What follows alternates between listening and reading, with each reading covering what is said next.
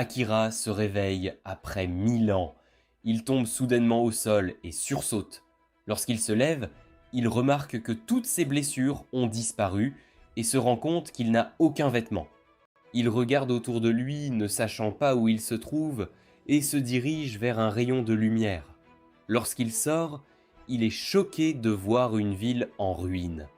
Ailleurs, une femme masquée murmure son nom. Pendant ce temps, Akira regarde autour de lui avec confusion, pensant qu'il est peut-être en train de rêver. Mais un caillou lui heurte la tête et prouve qu'il est réveillé. Il regarde en arrière et suppose qu'il est tombé dans cet endroit. Sa mémoire semble perdue. Bientôt, un homme et une fille arrivent, parlant une langue inconnue. Ils s'agenouillent devant lui, l'appelant le sage. L'homme explique qu'un tremblement de terre a provoqué l'effondrement des ruines et qu'ils sont venus vérifier s'il est en sécurité. La fille de l'homme taquine Akira et son père l'arrête rapidement, s'excusant de ses manières. Akira essaie de leur assurer qu'il va bien et se lève, mais s'effondre faiblement au sol. Plus tard, un taureau tire une charrette conduite par l'homme avec sa fille, et Akira qui s'y repose. Au bout d'un moment, Akira se réveille. La jeune fille en parle à son père qui lui demande si Akira se sent mieux. Akira les remercie de l'avoir aidé et dit qu'ils ont dû le prendre pour quelqu'un d'autre. Il se présente comme Akira Imigami. L'homme toujours respectueux se présente comme étant Ouya, le chef d'un village voisin, et sa fille, Edi. Akira pose des questions sur le sage. Ouya explique que le sage est un dieu vénéré par leur village, enchâssé dans les ruines comme l'être divin qui confère la connaissance. Il dit qu'Akira dormait là bien avant sa naissance et que leur village avait été chargé de protéger les ruines. Ouya exprime sa surprise qu'Akira se soit enfin réveillé. Akira est stupéfait d'apprendre qu'il dort depuis si longtemps. En regardant les ruines, il se demande si une guerre y a eu lieu autrefois. Il éprouve soudain un éclair de mémoire et essaie de se souvenir de Tawasa, mais la douleur lui frappe la tête. Inquiet, Edi l'interpelle. Ouya lui dit qu'ils sont presque au village, appelé Hakodate. À l'évocation de Hakodate, Akira réalise quelque chose. Il regarde les ruines, puis une tour voisine qu'il reconnaît comme étant la tour Goryeo-kaku. Les souvenirs d'un voyage en famille au collège lui reviennent. Voyant à quel point tout est détruit, il ressent une forte douleur dans la tête.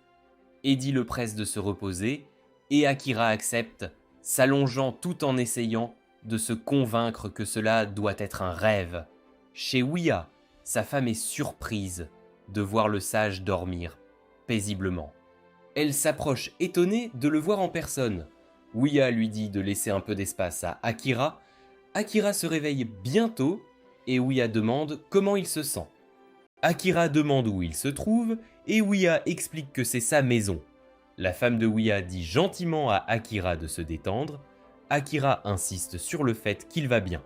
Elle sourit et lui assure que même si leur maison est simple, ils feront de leur mieux pour qu'il se sente à l'aise. Pendant le dîner, Ouya écoute avec fascination Akira parler de la technologie de l'ancien monde. Ouya est choquée de voir à quel point elle était avancée par rapport à aujourd'hui. Même sa femme a du mal à y croire, mais la présence d'Akira prouve que c'est vrai. Akira demande depuis combien de temps il dort, mais Ouya ne peut pas répondre. Il explique qu'ils ne sont que des paysans et n'ont pas accès aux documents historiques. L'un des hommes autour de la table prévient Ouya que garder secrète la présence d'Akira pourrait être considéré comme manipuler une relique. Akira demande à qui il rendrait compte et l'homme répond « Owe, l'institution unifiée qui gouverne le monde ». Akira pose alors des questions sur les pays, ce qui confond Ouya. Ouya explique que dans les temps anciens, le monde était divisé en pays, mais Well les a dissous et a remplacé les gouvernements régionaux. Akira se rend compte que les nations n'existent plus et que OWL détient désormais plus de pouvoir que n'importe quel ancien pays. WIA ajoute qu'OWL a apporté une paix durable et mis fin à toutes les guerres. Akira en est étonné. Eddie demande curieusement l'âge d'Akira. Il répond qu'il a 18 ans, mais avoue qu'étant donné la durée de son sommeil, il ne connaît plus son véritable âge. Le frère de Ouya insiste alors pour qu'il signale Akira au bureau Howell. Ouya lui dit de se calmer, disant qu'Akira vient de se réveiller. Son frère réplique, accusant Ouya de garder Akira pour sa propre curiosité pour le passé. Les autres hommes sont d'accord, prévenant que le village pourrait être en danger et rappelant à tous ce qui arrive à ceux qui cachent de Wash des reliques. La femme de Ouya se lève soudain avec une ferme détermination. Elle les gronde pour avoir agi comme des lâches, disant qu'Akira est nouveau dans tout et a besoin de temps pour s'adapter. Elle insiste, Howell n'a pas encore besoin de le savoir. Eddie imite fièrement la position courageuse de sa mère. Leur moment est interrompu par les cris du bébé et la femme de Ouya va s'occuper de l'enfant. Elle dit à Akira de ne pas s'inquiéter et de se concentrer sur sa guérison. Akira est reconnaissante pour sa gentillesse. Plus tard dans la nuit, pendant qu'Eddie dort, Akira reste éveillé. Il sort sur le balcon sur le toit, regardant le ciel nocturne calme et le petit village en contrebas. L'air chaud lui dit que c'est l'été. Tout semble irréel, comme s'il rêvait encore, mais son esprit revient sans cesse à Tawassa. Au loin, une femme masquée observe la colonie depuis l'ombre. Pendant ce temps, un homme monte à cheval loin du village au clair de lune. Le lendemain matin, après s'être lavé le visage, Akira se vole pour trouver des indices sur Tawassa. Eddie le salue joyeusement et il lui demande une faveur.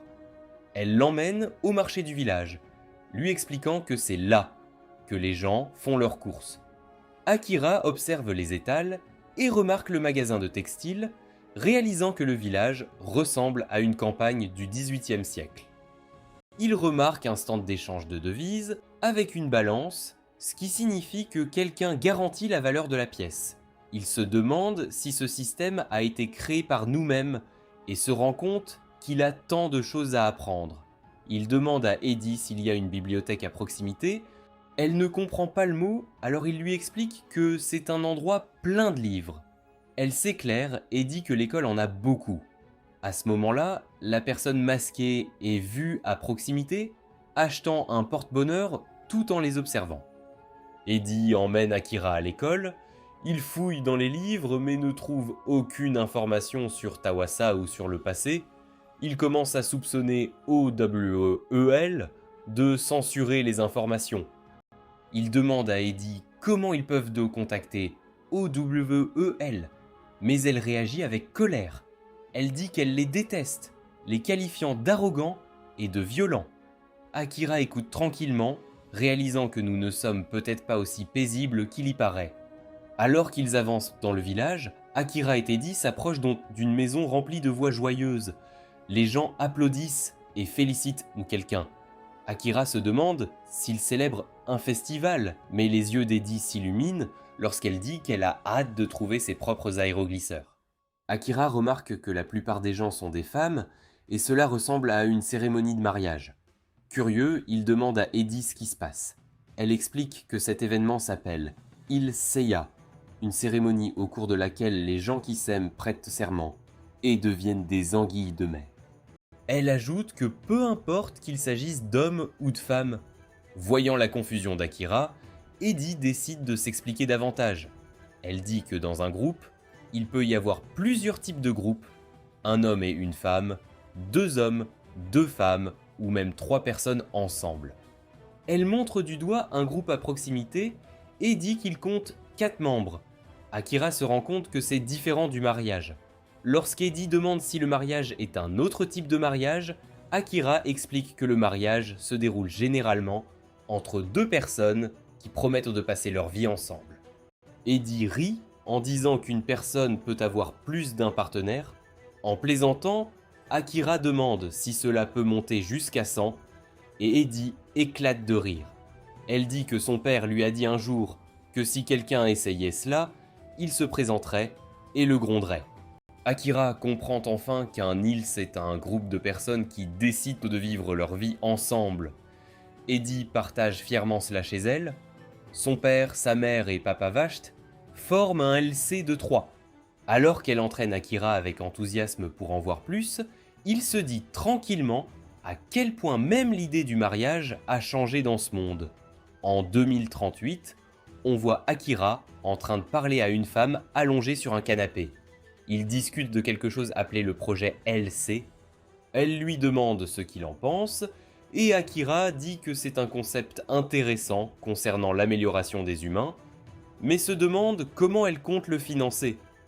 Alors qu'il enlève doucement ses lunettes, elle répond qu'elle comprendra d'une manière ou d'une autre. Une voix robotique annonce alors que le projet LC jouera un rôle clé dans la fondation du développement Android de Tawassa. Tawassa explique que la concurrence entre entreprises rivales et la peur que les humains ont envers l'avenir, ce qu'elle appelle la conscience collective, font à la fois partie du défi, mais aussi une opportunité. Akira sourit et lui donne une petite boîte. À l'intérieur se trouve une belle bague. Il appelle sa grande sœur Tawassa, disant que c'est un cadeau d'anniversaire. Tawassa rougit et admire la bague, touché par sa prévenance, mais lui dit quand même d'arrêter de l'appeler ainsi.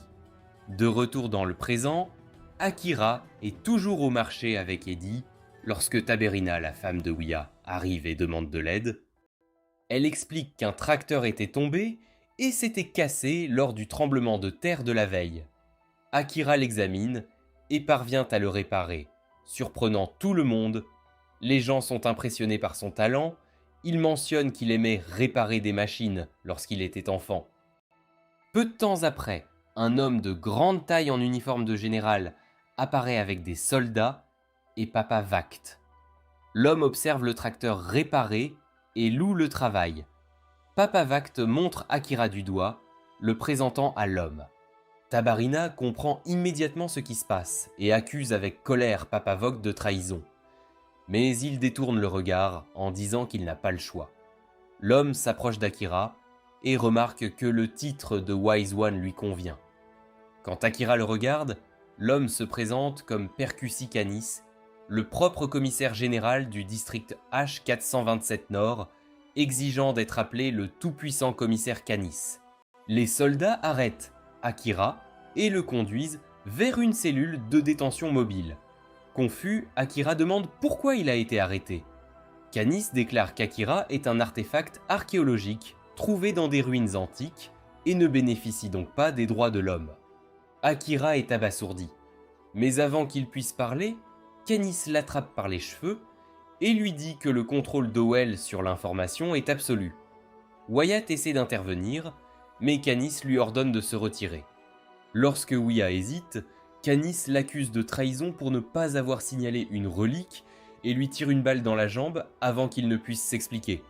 Tabarina se précipite aux côtés de Ouya.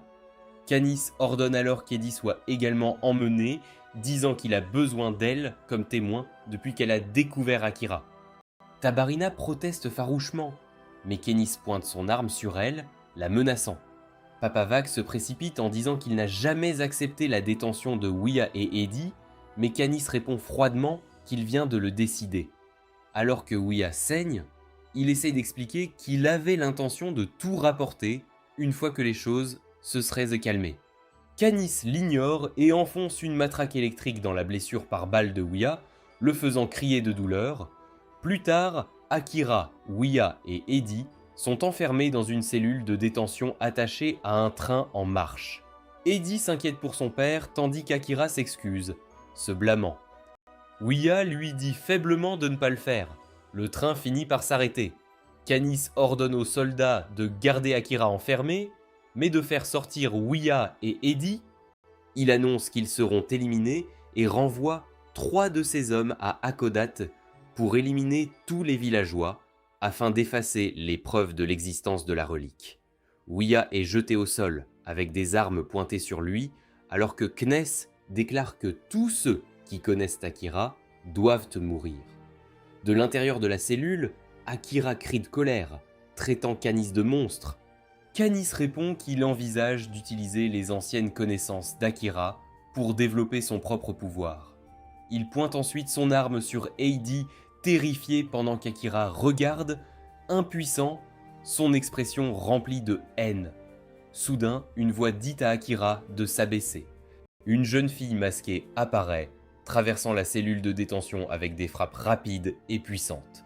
Elle donne un coup de pied qui brise la porte et charge Canis, le frappant violemment contre un mur voisin. Bien que blessée, Canis se lève et demande à savoir qui elle est et pourquoi elle est intervenue. La femme commente qu'il est assez résilient. Akira la remercie de les avoir sauvés et demande qui elle est. Elle remarque qu'Akira se comporte toujours comme quelqu'un du Japon CE.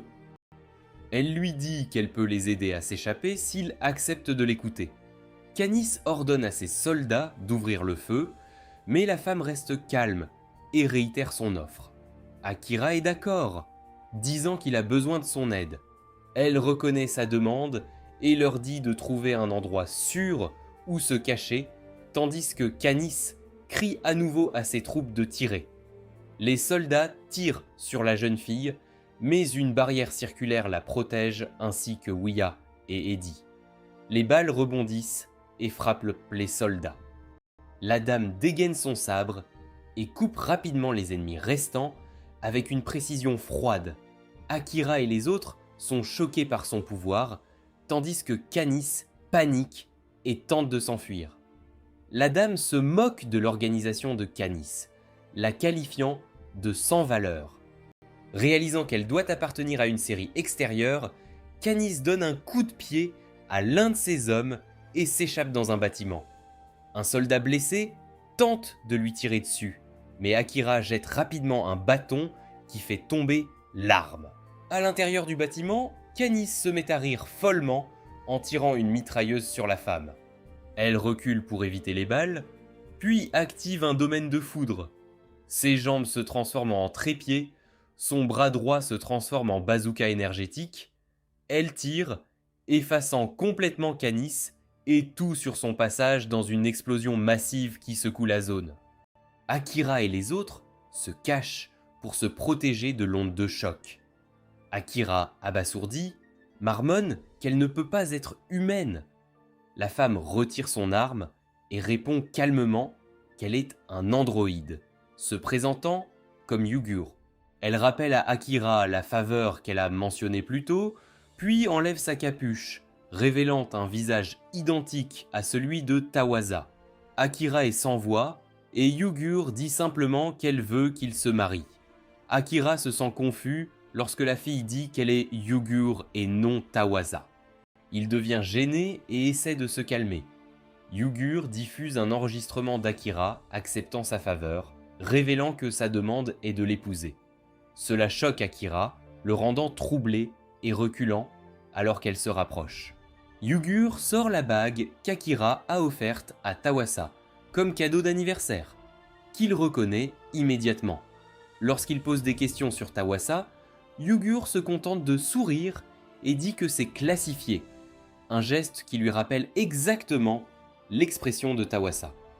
Eddie arrive pour voir Akira et Yugur tourne son attention vers la guérison de la blessure de Lia, disant qu'il est plus important d'aider les blessés. Papa Vac s'agenouille et supplie Akira et les autres de pardonner. Akira lui assure qu'il comprend. Papa Vac voulait seulement protéger les villageois et a fait ce qu'il pensait être juste. Akira dit qu'il n'est pas en colère.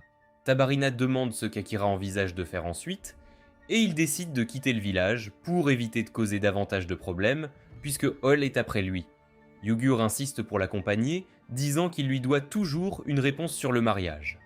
Akira refuse, disant que personne n'épouserait quelqu'un qu'il vient de rencontrer. Yugur répond que puisqu'il a d'abord besoin de mieux la connaître, elle restera à ses côtés. À l'aube, ils marchent ensemble. Yugur demande où ils vont, et Akira dit qu'il veut retourner là où il s'est réveillé pour la première fois pour chercher des indices. Il lui demande de lui en dire plus sur le monde actuel puisqu'elle est une androïde, mais elle dit que c'est classifié. Lorsqu'il lui demande de parler d'elle et des raisons pour lesquelles elle veut l'épouser, elle répond que ces informations sont un contenu premium et ne peuvent être payées qu'avec le mariage. Lorsqu'ils atteignent les lieux, L'endroit est trop sombre pour qu'Akira puisse voir clairement, même avec sa lampe. Yugur mentionne que le tremblement de terre d'il y a quelques jours a probablement endommagé l'alimentation électrique. Soudain, elle se déplace rapidement et les cache derrière une énorme machine, activant le camouflage et l'avertissant de rester silencieux, car il y en a d'autres à proximité. Une femme apparaît, saute haut dans les airs et utilise son épée pour créer une barre oblique en forme de croix qui fait exploser les ruines. Une autre femme, flottant avec un anneau de lumière au-dessus de sa tête, scrute la zone à la recherche de Yugur et Akira. Depuis leur cachette, Akira se rend compte que les deux femmes ont le même visage que Yugur et Tawasa. La femme brandissant l'épée attaque un endroit caché, révélant qu'Eddie s'y cache. Akira est choqué de la voir, mais Yugur lui demande de garder le silence. Les deux femmes blessent Eddie. Celui avec l'anneau de lumière nommé Akubo le dit à l'autre, Yoyami. Pour ne pas être dur, Yoyami répond en disant que la présence d'Eddie est suspecte. Elle demande à savoir si Eddie sait qui a tué Kness. Eddie hoche la tête, mais dit qu'elle ne peut pas le révéler parce que le tueur l'a sauvé. Yoyami demande où ils sont, mais Eddie dit qu'elle ne sait pas. N'ayant obtenu aucune réponse, Akubo et Yoyami partent déçus. Akira se précipite vers Iti et lui demande pourquoi elle est là. Elle lui montre une montre intelligente qui lui appartient, disant qu'elle l'a trouvée dans les ruines et qu'elle a oublié de la rendre. Akira allume la montre dans l'espoir de trouver quelque chose d'utile et découvre un message vocal d'adieu de Tawasa. Dans l'enregistrement, Tawasa admet avoir commis de nombreuses erreurs et dit qu'elle doit vivre avec ses péchés et ce qu'elle a fait. Elle exprime son amour et sa gratitude à Akira et lui demande de ne pas la chercher, l'exhortant à chérir la vie qu'il a encore. À la fin du message, Yugur note qu'il a été enregistré il y a 200 ans. Bien qu'Akira sache que beaucoup de temps s'est écoulé et que Tawasa n'est peut-être plus en vie, il décide quand même de la chercher. Yugur demande s'il a une idée par où commencer, et Akira dit qu'il se dirigera vers la maison Omaji à Tokyo, où il vivait autrefois. Il demande si Yugur viendra avec lui, et elle accepte mais le taquine, en refusant toujours de l'épouser. Elle plaisante en disant qu'il existe de nombreux lieux de mariage à Tokyo. Plus tard, pendant qu'Eddie dort, Akira interroge Yugur sur les deux femmes qu'ils ont vues plus tôt. Yugura explique qu'ils sont des commandants des forces spéciales d'Oel et qu'ils la poursuivent parce qu'elle a imposé des restrictions numériques. Akira demande s'ils sont aussi des androïdes et pourquoi elle veut l'épouser. Yugura se rapproche et dit que c'est simplement parce qu'elle le veut. Akira devient énervé et dit qu'il a déjà un fiancé nommé Tawasa. Mais Yugur insiste sur le fait qu'elle n'abandonnera pas.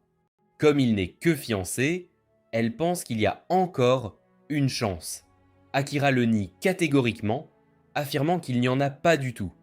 Elle le pousse vers le bas, le taquine et prétend qu'elle lui fera oublier Tawasa, ne s'arrêtant que lorsqu'il l'appelle par son nom. Après avoir accompagné Eddie, Akira dit qu'ils se dirigeront vers Honshu. Au port, un homme les informe que les bateaux sont tous en mer et que le ferry ne circule qu'une fois par semaine. Akira se rend compte que cela retarde leurs plans. Bientôt, rencontrer un homme conduisant un tracteur qui leur propose de monter sur un petit bateau. Il se présente comme Oboro, un grossiste, et il se présente également. Lorsqu'il demande pourquoi ils se rendent à Honshu, Akira répond qu'ils sont en expédition à Tokyo, tandis que Yugur dit d'un ton ludique qu'ils sont en lune de miel. Oboro suggère de prendre le train depuis Sendai, mais Akira dit que c'est loin. Oboro leur conseille alors de se diriger vers le mont Osurei et de traverser le pont Mutsu pour rejoindre Aomori. Oboro les dépose au port et part. Pendant qu'ils marchent, Akira commente que le quartier ne semble pas très japonais. Il tombe alors sur une fille qui surgit d'un coin de rue et casse accidentellement son pinceau. Il lui propose de lui en acheter un nouveau. La jeune fille se présente comme Amoru. Lorsque Yugur essaie de poser des questions sur un livre qu'Amoru tient, Amoru le récupère rapidement, disant que c'est spécial pour elle. Dans un petit magasin, Akira achète une nouvelle brosse et du pain avec l'argent du voyage que Ouya lui a donné. Le commerçant lui donne accidentellement trop de monnaie et le patron du magasin arrive, grondant durement l'homme et le traitant de négociant. Akira veut dire quelque chose, mais Yugur intervient, disant qu'ils vont simplement laisser le changement derrière eux et partir, appelant Amaru à venir. Plus tard, Akira demande ce qu'est un Legoshi. Yugur explique que les Legoshan sont des personnes qui renoncent volontairement à leurs droits humains pour se faire pardonner un crime ou une dette. Sous le contrôle d'Owell, ils sont obligés d'effectuer divers travaux manuels, mais reçoivent les produits de première nécessité pour ne pas mourir. Akira a l'air troublé et Yugur le traite de tendresse, l'avertissant que l'aider pourrait attirer l'attention de OWEL. Akira donne à Amoru le nouveau pinceau, qu'elle accepte avec joie. Elle demande pourquoi ils sont venus à Oma, et Akira dit qu'ils en sont à leur première expédition à Tokyo en passant par le mont Asorai. Amaru les prévient qu'O a un poste de contrôle sur la route principale. Surpris, Akira écoute alors qu'elle propose de les guider sur un autre itinéraire sans point de contrôle. Ils acceptent de suivre son exemple. Alors qu'ils marchent le long du chemin, Amaru dessine un portrait de Yugrei pendant leur voyage. Akira le remarque et le commente, et Amaru dit que cela devient facile avec la pratique. Akira demande si elle veut devenir artiste, et Amaru répond qu'elle veut dessiner des livres d'histoire. Akira l'encourage joyeusement et dit qu'il espère lire un de ses livres un jour. Omoru semble surprise et accélère le pas. Yugrei remarque tranquillement un étrange cachet sur le dos d'Omoru. Cette nuit-là, le groupe installe son campement autour d'un feu de joie. Akira mentionne qu'ils n'ont pas eu faim grâce à Yugur qui a facilement attrapé un lapin pour le dîner. Akira, curieuse, demande si elle tire son énergie de la nourriture. Yugur explique qu'elle tire son énergie du noyau de sa poitrine et que manger n'est qu'un passe-temps. Lorsqu'Akira tente de toucher le noyau par curiosité, Yugur le met en garde contre les conséquences, le faisant reculer rapidement. Yugur demande alors à Amoru si elle peut voir le livre qu'elle portait plus tôt. Amoru devient sur la défensive, serrant fermement son sac. Yugur devine qu'il s'agit peut-être d'un livre interdit, mais promet de ne pas le prendre. Amoru le sort enfin et explique que ses parents l'ont écrit. Yugur et Akira admirent les illustrations d'oiseaux en disant qu'ils sont magnifiques. Akira encourage Amoru à suivre le chemin de ses parents et ses rêves, ce qui la fait sourire. Le lendemain, ils arrivent au mont Osor, où des officiers gardent l'entrée. Yugur assure à Akira qu'ils ne l'ont pas encore reconnu et leur dit d'agir naturellement. Ils passent sans problème. Pendant qu'ils marchent, Yugur mentionne ses expériences au cours des 150 dernières années, ce qui amène Akira à lui demander son âge. Au lieu de répondre, elle dit en plaisantant à Amoru qu'il est impoli de demander son âge à une femme, mais s'arrête ensuite à mi-chemin. Elle change de sujet en expliquant que le mont Osor est connu pour sa nourriture savoureuse. Akira et Omoru regardent Yugur finir une brochette de viande en une seule bouchée. Akira se sent frustré par la façon dont les Légosiens autour d'eux sont maltraités, mais Yugur l'avertit de ne pas s'impliquer. Quand Akira regarde sa propre assiette, elle est vide. Yugur a également mangé sa portion. Alors qu'Akira va acheter plus de nourriture, deux soldats l'affrontent sous la menace d'une arme, exigeant que Yugur se rende ou que la relique soit détruite. Yugur et Amoru lèvent la main en signe de conformité. Un homme de grande taille, aux longs cheveux roux, apparaît, se faisant appeler le magnifique Marlim. Akira ressent un étrange sentiment de déjà-vu. Marlim dit fièrement qu'il a reçu un message de son cousin, Kunis, à propos de l'ancienne relique, et que la ressemblance de Yugur avec Yoyami et Akubo a tout confirmé. Soudain, Amaru court vers Marlim et il lui tapote la tête en l'appelant Non, 1221. Akira et Yugur ont réalisé trop tard qu'Amoru travaillait pour lui depuis le début. Amoru admet qu'elle leur a menti en échange de la promesse qu'elle rendrait les livres à ses parents. Amorou exige le livre d'histoire comme récompense, mais Marlim lui fait un sourire froid et cruel et lui dit que tous les livres ont déjà été brûlés. Il la repousse sans pitié et ordonne aux soldats de la traiter de la même manière qu'ils l'ont fait avec ses parents. Puis il leur ordonne de capturer Yuguri.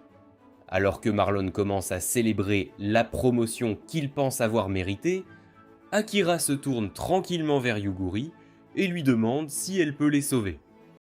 Elle répond d'un ton calme et sans émotion qu'elle ne peut qu'assurer sa sécurité. Soudain, Amorou refuse d'abandonner.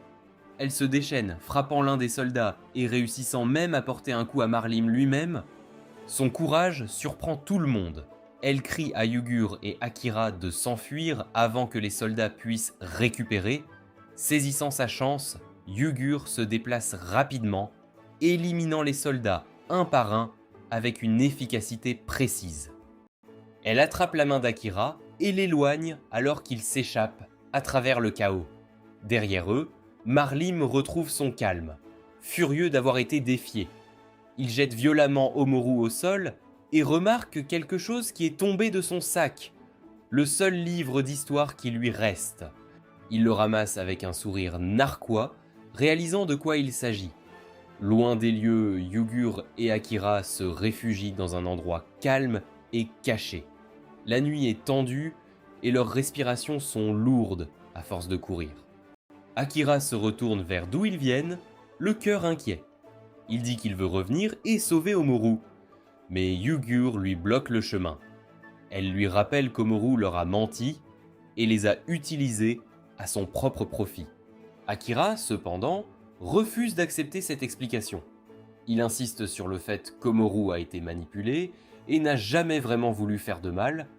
Il admet que s'il rentre seul, il sera rattrapé et demande à Yugur de l'accompagner. Yugur secoue la tête en disant que cela va à l'encontre de ses principes de fonctionnement, des règles qu'elle doit toujours suivre. Akira la regarde droit dans les yeux et dit qu'Amorou compte plus pour lui que ses règles. Lorsque Yugur se demande pourquoi il se soucierait si profondément de quelqu'un qu'il a trahi, il répond que ce n'est pas une question d'amour ou de devoir. Il se sent juste désolé pour elle et veut l'aider à poursuivre le rêve dont elle a parlé un jour. Pendant ce temps, de retour au camp, Amorou est retenu par les soldats de Marlim. Marlim se tient devant elle, tenant son livre de contes bien-aimé. Il la nargue en y mettant le feu, en regardant les flammes le consumer. Amorou hurle de désespoir alors que le feu brûle son dernier espoir. La pluie commence à tomber, inondant la scène, brouillant ses larmes avec les gouttes froides du ciel. Yugur se tourne vers Akira et lui demande s'il accepterait de l'épouser si elle sauve la vie d'Amorou. Ses paroles ressemblent plus à une transaction logique qu'à un appel émotionnel. Akira la regarde avec une expression fatiguée et dit qu'elle se comporte vraiment comme un androïde, quelqu'un qui ne peut pas comprendre les sentiments humains. Sans un autre mot, Yugur relâche son emprise sur lui. Akira s'enfuit immédiatement vers le danger, déterminé à sauver Omoru, quel que soit le risque. Yugur reste derrière, immobile sous la pluie. Omoru est enchaîné seul dans une pièce, effrayé, appelant sa mère et son père. Akira a du mal à entrer dans la pièce. Quand il entre enfin, il est choqué de voir Omoru enchaîné là. Omoru est également surpris qu'Akira soit venu. Elle ne veut pas qu'il risque sa vie pour elle, et pendant qu'il tente de s'échapper, elle admet qu'elle lui a menti, ainsi qu'à Yugur. Malgré cela, Akira montre qu'il ne se soucie pas du mensonge, ce qui la choque. Pendant qu'ils discutent, deux gardes les repèrent et donnent l'alarme. Akira et Omoru commencent à courir. Akira fait tout pour la faire sortir saine et sauve, lançant même son couteau sur un garde pour gagner du temps. Pendant ce temps, Yugur les observe de loin, à leur insu. Lorsqu'ils sortent, l'homme attend déjà. Il rit hystériquement en les traitant d'idiots, comme s'il avait prédit leur tentative d'évasion. Avant qu'Akira ne s'en rende compte, les gardes capturent Amorou par derrière. Alors qu'Akira tente de la sauver, il est frappé, mais parvient quand même à se battre contre un garde avant d'être menotté. Au lieu d'aller aider Amoru, Akira attaque l'homme. Offensé qu'un roturier ose le frapper, l'homme ordonne à ses gardes de capturer à nouveau Akira. Pendant qu'ils le maintiennent au sol, l'homme bat Akira. Amoru ne supporte pas de voir Akira se faire torturer à cause d'elle et les supplie de le libérer, s'offrant à sa place. Akira coupe court à Amoru et lui dit de se taire. Il lui rappelle de ne jamais renoncer à retrouver le livre d'histoire de ses parents, sachant que c'est son rêve. Amoru est choquée car elle ne s'attend jamais à ce qu'Akira dise quelque chose comme ça. Akira comprend que son objectif est de devenir une artiste qui dessine des livres d'histoire et il veut l'aider à réaliser ce rêve. L'homme se met en colère et ordonne à l'un de ses gardes de pointer une arme sur Amoru, prêt à tirer. Akira ne peut rien faire d'autre que leur crier de ne pas lui faire de mal. En ce moment, Yugur ne supporte plus de voir Akira et Amoru se faire maltraiter. Elle se précipite sur les lieux pour donner une leçon aux hommes. Quand elle arrive, elle repousse les gardes qui retiennent Akira et Omoru, ne laissant que l'homme debout. Au lieu de s'échapper, l'homme ordonne à ses gardes d'attaquer Yugur. Avant même qu'ils puissent l'atteindre, elle les abat tous. Les gardes ne peuvent pas résister à son pouvoir et s'enfuient effrayés. Choqués par leur retraite, l'homme sort son arme et leur tire dessus. Mais Yugur bloque les balles pour protéger Akira et Omoru. L'homme ne s'attend jamais à cela. Avant qu'il ne puisse s'enfuir, Yugur lui donne un coup de pied si fort qu'il tombe dans une fosse et reste coincé, appelant à l'aide. Tout au long du combat, Amoru est étonné par les capacités androïdes de Yugur. Une fois la bataille terminée, Akira s'incline devant Yugur et la remercie de les avoir sauvés, même si cela va à l'encontre de ses règles. Yugur explique que sauver Amoru correspond à son objectif. Elle a donc dû agir. Akira reste profondément reconnaissant. Le lendemain, Yugur donne à Amoru quelques objets qu'elle a obtenus auprès du bureau administratif, des vêtements et des livres de dessin. Akira excuse Amoru pour qu'elle puisse changer de tenue. Tout en l'aidant, Yugur enlève les cicatrices sur le dos d'Amoru. Omoru est reconnaissante et demande à Yugur d'effacer le code scan sur le bas de son corps. Yugur prévient que cela fera mal, mais Omoru insiste et Yugur continue, couvrant l'endroit avec un dessin. Akira est étonné par les compétences de Yugur et lui demande quel type de capacité elle utilise, ce que Yuguri lui explique. Amoru, pleine d'enthousiasme, n'arrive même pas à finir de s'habiller avant d'exprimer son empressement à commencer à dessiner des livres d'histoires avec eux. À sa grande surprise, Yuguri accepte qu'elle les rejoigne et Akira soutient l'idée, promettant d'aller où elle le souhaite. Il lui dit de finir de s'habiller pour qu'il puisse en partir. Ils commencent de bientôt leur voyage vers la ville natale d'Amoru. Lorsqu'ils arrivent, ils entendent quelqu'un leur annoncer qu'une chambre individuelle est disponible à la location. Akira espère le louer pour pouvoir enfin prendre un bain après si longtemps. Mais avant qu'ils puissent agir, Amoru remarque des gardes debout près d'un coin d'un immeuble. En regardant autour d'elle, elle se rend compte que c'est la saison du Fika, une période pour les festivals de jumelage. Elle essaye d'expliquer qu'ils n'ont pas besoin du festival puisqu'ils sont déjà partenaires. Mais à l'évocation de cela, Yugre devient jalouse et fait rapidement comprendre à Amuro qu'elle est la partenaire d'Akira, affirmant qu'ils sont amants. Cependant, Amuro refuse de l'accepter. Voyant que cela pourrait conduire à une dispute, Akira essaie de leur rappeler qu'il est en fait dans ce voyage à la recherche d'une femme nommée Tawasa, qu'il aime profondément et à qui il a déjà promis sa vie. Malgré cela, Amuro pense qu'ils peuvent toujours être ensemble, même après avoir trouvé la femme. À ce stade, Yuguri décide d'essayer quelque chose de différent. Elle sait qu'elle est amoureuse d'Akira, mais elle veut assister au festival pour voir si elle peut être jumelée à une autre personne. Si elle ne tombe amoureuse de personne d'autre, elle saura que son amour pour Akira est authentique. Bien qu'Amorou ne veuille pas soutenir le fait d'aller au festival, avant de s'en rendre compte, Amorou est déjà d'accord avec le plan. Ne lui laissant aucun mot à dire en la matière, la nuit, Kalkrom, l'aspirant patron de la famille Lontano, est vu en train de discuter avec le lieutenant-colonel Yamabuki, qui vient lui livrer de l'argent. Kalkrom lui montre quelques armes qu'ils ont en stock. Alors que Yamabuki examine les armes, il commence à se demander si Kalkrom les stocke réellement pour se défendre ou se prépare à déclencher une guerre. Ils sont encore en pleine discussion lorsque plusieurs hommes font brusquement irruption. Les gardes tentent de les arrêter, les reconnaissant comme étant les hommes de Fida, mais les intrus expliquent rapidement que Dame Fida approche. Les gardes se calment immédiatement et le lieutenant Yamabuki est choqué par cette arrivée inattendue. Après l'entrée de Lady Fides, elle s'excuse pour l'intrusion provoquée par ces hommes et se présente comme la fille aînée de la famille Lontano. Elle explique qu'elle s'y est précipitée parce qu'elle avait entendu dire que leurs invités étaient en danger.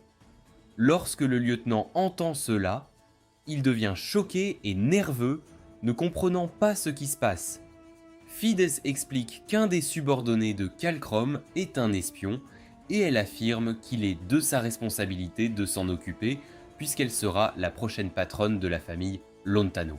L'homme est ensuite identifié et menotté.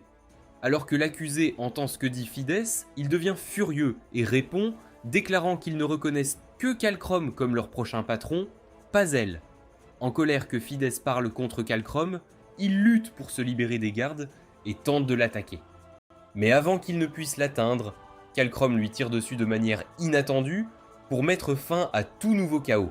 Voyant ce qui se passe, Fate décide de prendre congé et charge le chef de ses gardes de gérer le reste de la situation. Certains invités commencent alors à s'interroger sur la relation entre Fides et Kalkrom. L'un d'eux explique qu'ils sont en réalité demi-frères et sœurs.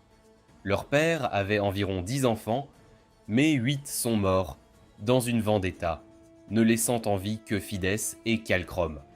Le patron par intérim avait initialement prévu d'avoir de nombreux héritiers, mais avec seulement 2 enfants survivants, tout le monde est désormais inquiet, puisque personne ne sait qui deviendra le prochain patron. Le lendemain matin, le chef par intérim de la famille Lontano appelle Fides et Kalkrom et leur dit qu'il ne se soucie pas de savoir qui gagnera. Il veut seulement quelqu'un de fiable. Pour cette raison, il espère qu'ils participeront tous les deux au festival Fika et trouveront leurs partenaires respectifs pour prouver leur sérieux. Tétis promet immédiatement à son père qu'elle trouvera un partenaire au festival, mais Kalkrom estime qu'elle en fait trop. Pendant ce temps, Amorou et Yugur se préparent pour le festival de ce soir-là. Cependant, Akira leur dit qu'il n'est pas intéressé à y aller, alors Omoru et Yugur partent pour le festival sans lui. Alors qu'Akira sort pour vider son esprit, il entend un groupe d'hommes parler avec enthousiasme de la venue de 2 personnes nommées Fides et Kalkrom au festival. Il devient curieux de savoir qui ils sont. Une femme dans un magasin voisin remarque son intérêt et explique que Fidus et Kalkrom sont les héritiers du trône de la famille Lontano, la famille la plus puissante de leur ville. On dit qu'ils contrôlent toute la région. Akira se sent surpris et légèrement mal à l'aise après avoir entendu cela. Réalisant à quel point ces 2 personnes sont importantes, peu de temps après, Omoru et Yugur arrivent au festival. Omoru rejoint rapidement un groupe de ses vieux amis de la ville, les saluant chaleureusement et expliquant pourquoi elle est venue au festival, même si c'est elle qui a suggéré l'idée. Yugur, quant à lui, se fond facilement dans la foule, discutant librement avec les autres et profitant de l'atmosphère animée. Pendant ce temps, après avoir entendu parler de Fides et de Kalkrom, Akira décide d'aller aussi au festival. Il s'habille et arrive tranquillement, se cachant derrière un arbre fleuri pour que personne ne le remarque. Sa principale préoccupation est de s'assurer qu'Omoru et Yugur soient en sécurité, même si cela signifie rester hors de vue. Au festival, Fidis devient le centre d'attention. De nombreux hommes font la queue devant elle en espérant qu'elle choisira l'un d'entre eux comme partenaire. Cependant, aucun d'eux ne répond à ses attentes. Elle les trouve indignes de ses standards et se sent frustrée. En colère et déçue, elle s'en va en souhaitant pouvoir rencontrer quelqu'un de plus grande valeur qui correspondrait vraiment à son niveau. Alors que le soir tombe et que les lumières du festival commencent à briller, Amoru remarque qu'Akira se cache à proximité. Elle se sent soulagée et heureuse de le voir, pensant qu'il est peut-être venu parce qu'il s'inquiétait pour elle. Akira admet que sa sécurité est en partie la raison pour laquelle il est venu, mais pas la seule. Plus tard dans la nuit, alors qu'Akira passe devant le Fidèse, tenant un verre de vin, il la heurte accidentellement. Le verre s'incline et du vin se répand sur ses vêtements. Akira s'excuse rapidement, inquiète et essayant de trouver quelque chose pour l'aider à nettoyer la tache. Lorsqu'il regarde de plus près et voit son badge, il réalise soudain que la femme qu'il a rencontrée n'est autre que Phidias elle-même. Choqué, il panique et tente de s'enfuir pour éviter les ennuis. Avant qu'il ne puisse s'échapper, Phidias lui attrape la main et l'arrête. Elle semble intriguée par sa manière de parler et sa présence calme. Au lieu de se mettre en colère, elle insiste pour qu'il parle en privé et le prend à part. Pendant qu'ils parlent, Omoru les repère ensemble et s'approche rapidement. Elle s'excuse nerveusement auprès de Phidias au nom d'Akira, disant qu'Akira agit de cette façon parce qu'il est en fait une relique des temps anciens. Akira est abasourdi par ces paroles, car il ne s'attendait pas à ce qu'elle révèle quelque chose comme ça. Le Fidèse devient encore plus curieux. L'idée que quelqu'un d'il y a 200 ans soit encore en vie la fascine. Akira explique ensuite tout, comment cela est possible grâce à un processus scientifique connu sous le nom d'animation suspendue qui maintient le corps préservé pendant de longues périodes. Il lui dit qu'il ne s'est réveillé que récemment, après qu'un tremblement de terre ait endommagé l'appareil qui l'avait endormi. En écoutant, Phidias remarque l'honnêteté des paroles d'Akira et se rend compte qu'il ne ment pas. Se sentant impressionnée et intriguée, elle lui demande d'envisager de se mettre en relation avec elle, affirmant qu'elle pense que les rumeurs sur des personnes comme lui pourraient en réalité être vraies. Amoru se sent mal à l'aise face à cette suggestion, mais Phidias continue avec confiance. Elle propose un marché à Akira, promettant de le protéger de ses attaques, sachant qu'il est poursuivi par eux. Akira est interloqué, surprise que quelqu'un de son statut lui propose une telle chose. Pendant qu'ils parlent encore, Phidias désigne un homme à proximité et le présente comme son demi-frère, Kalcrom, expliquant qu'ils sont depuis longtemps rivaux dans la lutte pour devenir le prochain chef de leur famille. Mais avant qu'Akira ne puisse pleinement comprendre cela, quelque chose d'inattendu se produit. Kalcrom s'agenouille soudainement devant Yukuru, lui demandant de se mettre en relation avec lui devant tout le monde. Amoru est choquée et n'arrive pas à croire ce qu'elle voit, se demandant comment tout s'est transformé en une telle confusion. Même Phidias est prise au dépourvu, ne s'attendant pas à ce que son demi-frère tombe amoureux de quelqu'un si soudainement. Le lendemain, Lord Lontano convoque Kalcrom à son bureau pour une réunion après avoir entendu des informations selon lesquelles son fils avait trouvé un partenaire au festival Fika. Il exprime son impatience que Kalcrom achève la cérémonie ELC afin qu'il puisse enfin recevoir un petit enfant, mais Kalcrom insiste sur le fait que le moment reste prématuré pour de telles considérations. Pendant ce temps, Fils s'occupe des chevaux dans les écuries du château. Elle se confie à son cheval préféré sur les rumeurs qui circulent concernant le partenaire de Kalcrom, car elle n'a personne d'autre avec qui partager ses pensées. Son garde du corps entre pour l'informer de la nouvelle qui se répand dans tout le château, mais elle lui reproche d'avoir interrompu ses moments privés avec le cheval. Elle lui assure qu'il n'y a pas lieu de s'inquiéter des rumeurs, car elle a trouvé son propre partenaire. À la fin, Akira tente de dissuader Yugur d'assister à un rendez-vous avec Kalcrom. Il exprime son inquiétude quant au caractère dangereux de l'homme et sa réticence à la voir se retrouver mêlée à des affaires mafieuses. Amoru exprime également sa surprise face à l'acceptation de Yugre, notant qu'elle avait exprimé son désintérêt la veille. Yugre précise qu'elle a seulement accepté l'invitation pour démontrer à Akira qu'elle ne peut développer de sentiments pour personne d'autre que lui. Cependant, elle commence à se demander si cette explication est vraie. car les avancées de Kalchrome semblent l'affecter. Kalchrome arrive à l'improviste et présente à Yugur un bouquet de fleurs. Il explique que son impatience de la voir l'a obligé à arriver tôt. Yugur examine les fleurs et reconnaît qu'elles symbolisent le véritable amour. Kalchrome exprime son admiration pour ses connaissances, notant qu'il n'en attendait pas moins d'un androïde. Cette révélation provoque des tensions considérables chez Akira, car il craint pour la sécurité de Yugur. Cependant, Yugur précise que Kalchrome est déjà conscient de son identité et l'accepte malgré tout. Akira reste sceptique et interroge Kalchrome sur ses véritables intentions. Kalchrome le taquine à propos de sa jalousie et lui demande s'il nourrit des sentiments amoureux pour Yugur. Yugur révèle qu'Akira est son fiancé. Kalchrome répond avec un sourire si malicieux qu'Akira ne peut s'empêcher de reconnaître son lien familial avec Fides. Comme convoqué par cette pensée, Fides appelle Akira et lui annonce qu'elle est arrivée pour le récupérer pour leur rendez-vous. Akira exprime sa confusion et Fides lui rappelle qu'il est son partenaire à Ailsea. Amorou et Yugur encerclent immédiatement Akira et lui interdisent de partir seul avec Fides. Ils l'interrogent et exigent un compte rendu complet de ce qui s'est passé entre lui et Fides la veille au soir. Akira explique qu'il a été impliqué dans un accident mineur avec elle et qu'il n'a jamais cru qu'elle était sérieuse lorsqu'elle l'a revendiqué comme son partenaire. Kal s'adresse à Fides et exprime son soulagement d'avoir trouvé un partenaire. Comme il devenait de plus en plus inquiet, elle ne s'installerait jamais. Il propose un arrangement à double rendez-vous qui leur permettrait d'observer les partenaires de chacun et de déterminer qui a fait le meilleur match. Il les conduit à son véhicule et il s'étonne de sa qualité exceptionnelle. Kalchrome révèle qu'il l'a acquis à Tokyo, ce qui suscite immédiatement l'intérêt d'Akira.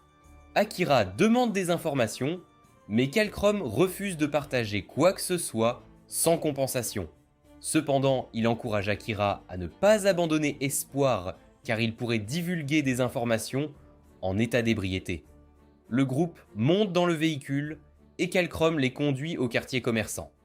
Amorou s'enfuit pour explorer, mais Akira la met en garde de ne pas aller trop loin. Kalchrome escorte Yugré jusqu'à un stand de bijoux où elle examine l'inventaire. Il propose d'acheter les plus beaux bijoux comportant la plus belle pierre précieuse et elle accepte son offre. Kalchrome remarque qu'Akira les observe avec une jalousie évidente et se tourne pour lui lancer un regard triomphant. Fides s'approche d'Akira par derrière et remet en question ses priorités, notant qu'il semble distrait. Akira rejette son inquiétude alors qu'elle dépose des articles de course supplémentaires dans ses bras. Elle lui ordonne de suivre le rythme, car ils ont de nombreux autres magasins à visiter. Akira est surprise que cela constitue sa conception d'un rendez-vous. Il comprend maintenant pourquoi elle est restée célibataire pendant si longtemps, qu'elle est devenue suffisamment désespérée pour se contenter de quelqu'un comme lui. Amaru s'approche et suggère qu'il n'aurait pas dû venir car il est traité comme un porteur. Akira insiste sur le fait qu'il devait y assister car Kalchrome possède des informations sur Tokyo. Il souligne également qu'il ne peut pas permettre à Yugur d'accompagner Kalchrome seul car il ne lui fait pas confiance. En outre, il se sent déçu de ne pas pouvoir faciliter une relation amoureuse entre le Fides et Kalchrome, car il reconnaît que c'est ce qu'ils désirent sincèrement tous les deux. Le Fides l'appelle et il se précipite à sa rencontre. Kalchrome remarque que Yugré est distrait par Akira, mais il lui assure que leur rendez-vous lui fera oublier. Le dirige vers une ruelle pour qu'ils puissent parler en secret. Elle le gronde pour avoir transformé leur rendez-vous en double rendez-vous, mais Kalchrome explique qu'il ne fait que suivre son plan pour rendre Akira jaloux. Cependant, il n'a jamais prédit que Fides lui proposerait. Yugur souligne que Fides est actuellement son pire ennemi et qu'elle ne lui pardonnera pas, même si elle est sa sœur. Kalchrome souligne que ce ne sera pas nécessaire car son plan semble fonctionner. Yugur admet que c'est ainsi qu'elle se souvient de sa rencontre avec lui la nuit précédente lorsqu'elle était épuisée. Elle lui a tout raconté sur elle et comment elle voulait prouver à Akira que son amour pour lui était authentique.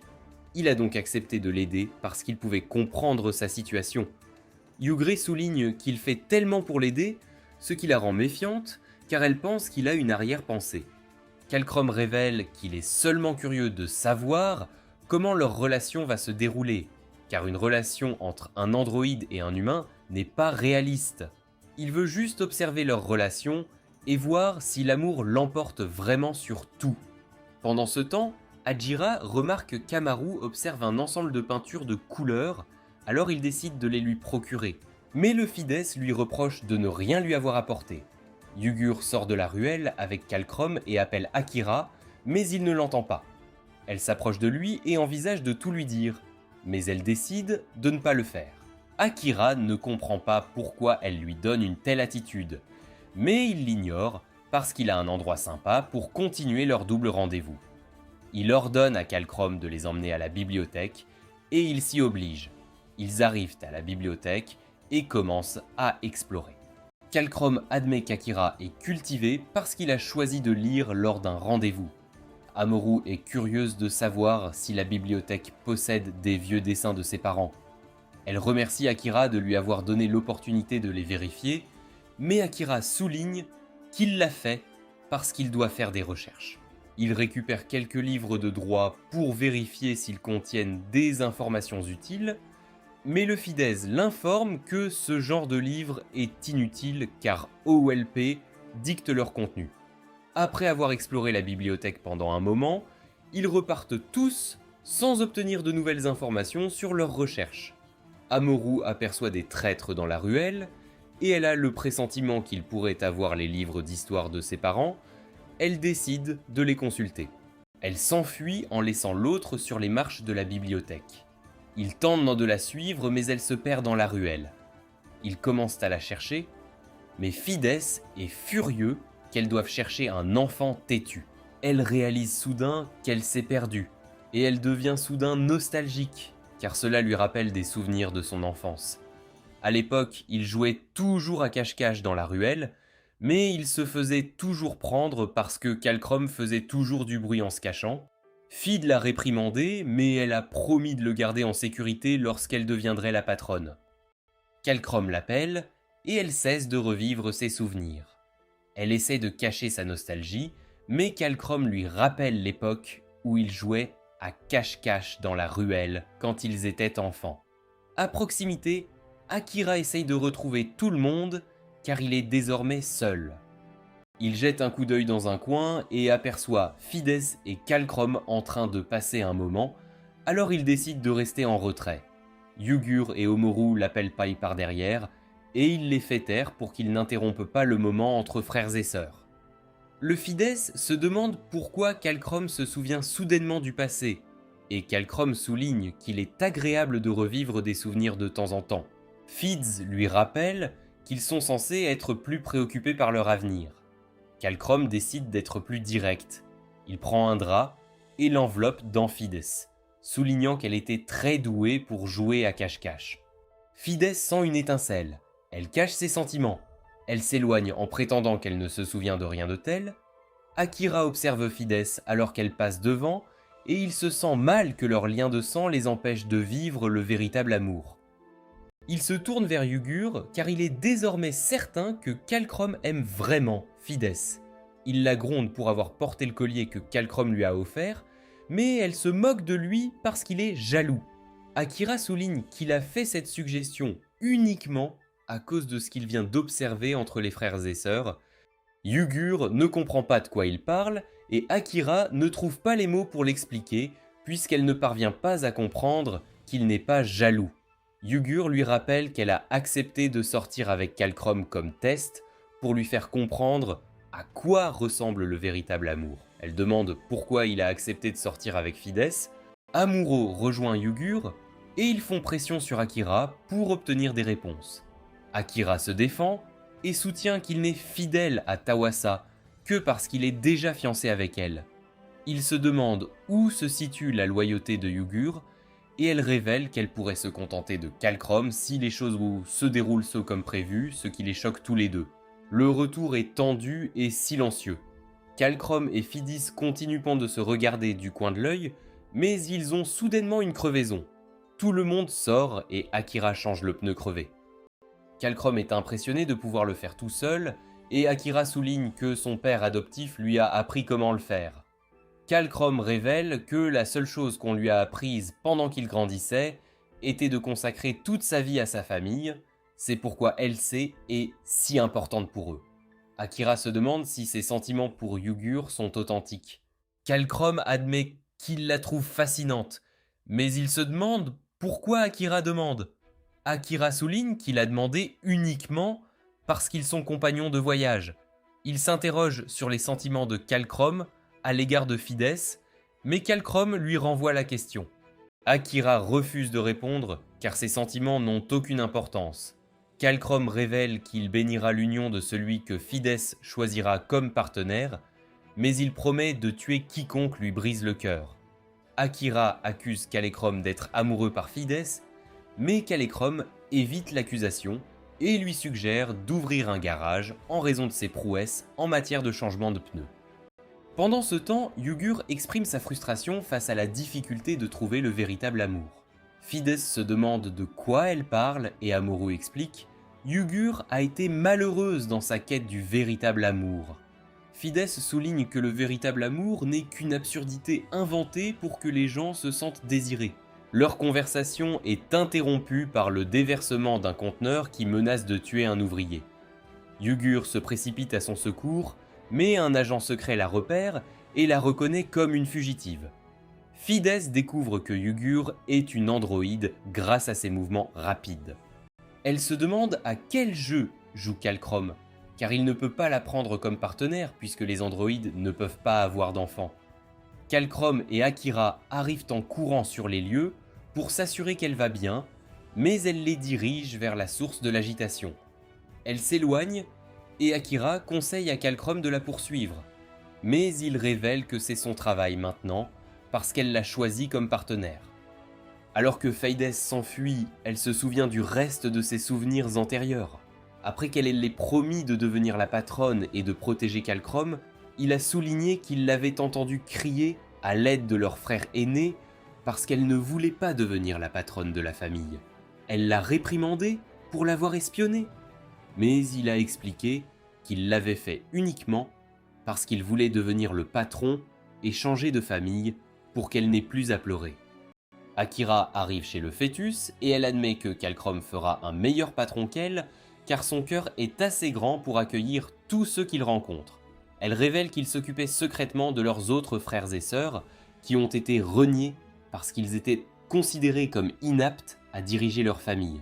Cependant, Fides insiste sur le fait qu'elle doit devenir la patronne, car un travail comme celui-ci ne servira que de punition pour une âme innocente comme Kalcrom. De retour au manoir Lontano, l'agent informe Lord Lontano que le partenaire de Kalcrom est un androïde et confirme que les informations qu'il a obtenues d'Oel sont exactes. Il décide de la capturer pour son usage avant que nous puissions mettre la main sur elle. Plus tard dans la soirée, tout le monde s'assoit pour dîner au restaurant familial Lontano. Kalcrom demande à Yugre de devenir son partenaire et Fides se lève pour s'éloigner. Elle s'arrête net lorsque Yugre refuse.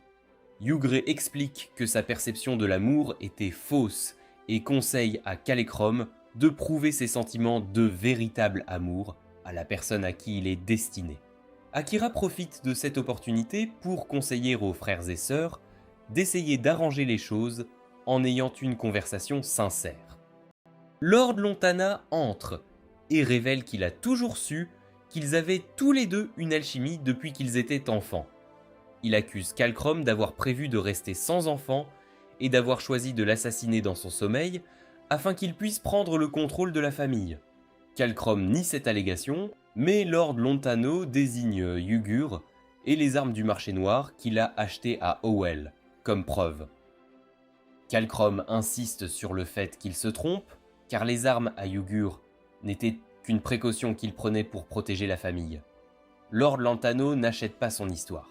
Il leva les pieds comme une arme et lui ordonna de se débarrasser de son frère perfide. Il promet d'en faire la prochaine patronne si elle obéit. Kalcrom la presse de le faire pour qu'ils ne soient pas tous les deux abattus, mais Akira l'arrête. Kalcrom lui prend l'arme et la pointe sur Lord Lontano, qui reproche à Fides d'avoir trahi sa famille, tout comme son frère. Kalcrone souligne qu'il n'y a plus de famille, car il a exilé tous ses enfants. Il abat l'un des gardes du corps de Lord Lontano, et Lord Lontano ordonne aux autres de capturer Yougrey à tout prix. Yougrey se lève et les gronde pour avoir gâché son plaisir, mais elle est tellement ivre qu'elle peut à peine se tenir debout.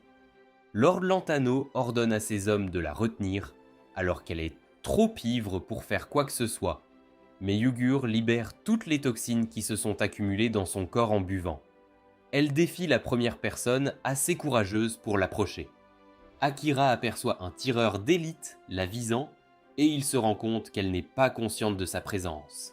Il se précipite pour la repousser, mais il finit par prendre la balle à sa place. Kalcrome élimine le tireur d'élite pendant que Yougrey surveille Akira, car il perd connaissance. Elle le gronde d'avoir pris une balle à sa place, même si elle est un androïde, mais Akira est simplement soulagée de ne pas avoir été blessée. Elle guérit sa blessure grâce à ses pouvoirs régénérateurs et l'avertit de ne plus jamais faire quelque chose comme ça, car elle ne pourrait jamais permettre à des aspirants militaires à si petit budget de prendre le dessus sur elle. Elle ordonne à Amoru de veiller sur Akira pendant qu'elle verrouille les hommes de Lontano dans sa ligne de mire. Elle demande à Kalcrome de lui donner quelques secondes pour s'occuper d'eux, mais Akira l'appelle chaque semaine et la supplie de ne pas les tuer, car ce ne sont que des serviteurs suivant les ordres de Lontano. Omoru supplie également Yougrey de ne pas les tuer, et elle ne peut pas croire qu'Akira veuille qu'elle leur fasse preuve de pitié après avoir failli perdre la vie. Elle décide d'accéder à sa demande. Elle demande à Kalcrome de reculer pour ne pas lui faire de mal, et s'approche de Lontano.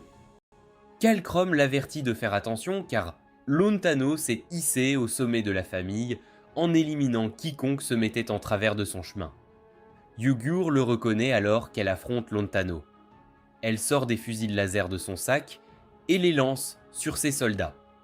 Les lasers tirent sur les soldats pour les maîtriser. Lontano évite les lasers et se dirige immédiatement vers Yugur. Il l'attaque avec son épée et Yugur l'esquive facilement. Mais elle est impressionnée qu'il ait esquivé les lasers malgré son grand âge. Lontano insiste sur le fait qu'il la fera lui obéir, mais Yugur souligne qu'elle n'a aucune raison de suivre les ordres d'un homme qui a blessé les personnes qui lui sont chères. Lontano continue de l'attaquer avec son épée, mais elle esquive chaque coup sans effort et explique que ses amis ne lui pardonneront jamais si elle choisit de changer d'allégeance. Elle attrape son épée et la brise comme si c'était une éclisse de bois. Elle lui donne un coup de pied au visage et l'envoie voler aux pieds de Kalcrome avec un autre coup de pied. Yugur décide de laisser son sort aux frères et sœurs et retourne aux côtés d'Akira pour le surveiller. Akira se réveille sur un lit et trouve Yugur explorant sa moitié inférieure sous les draps. Il l'appelle et elle lui explique qu'elle lui équipait un bracelet de cheville pour couple comme porte-bonheur.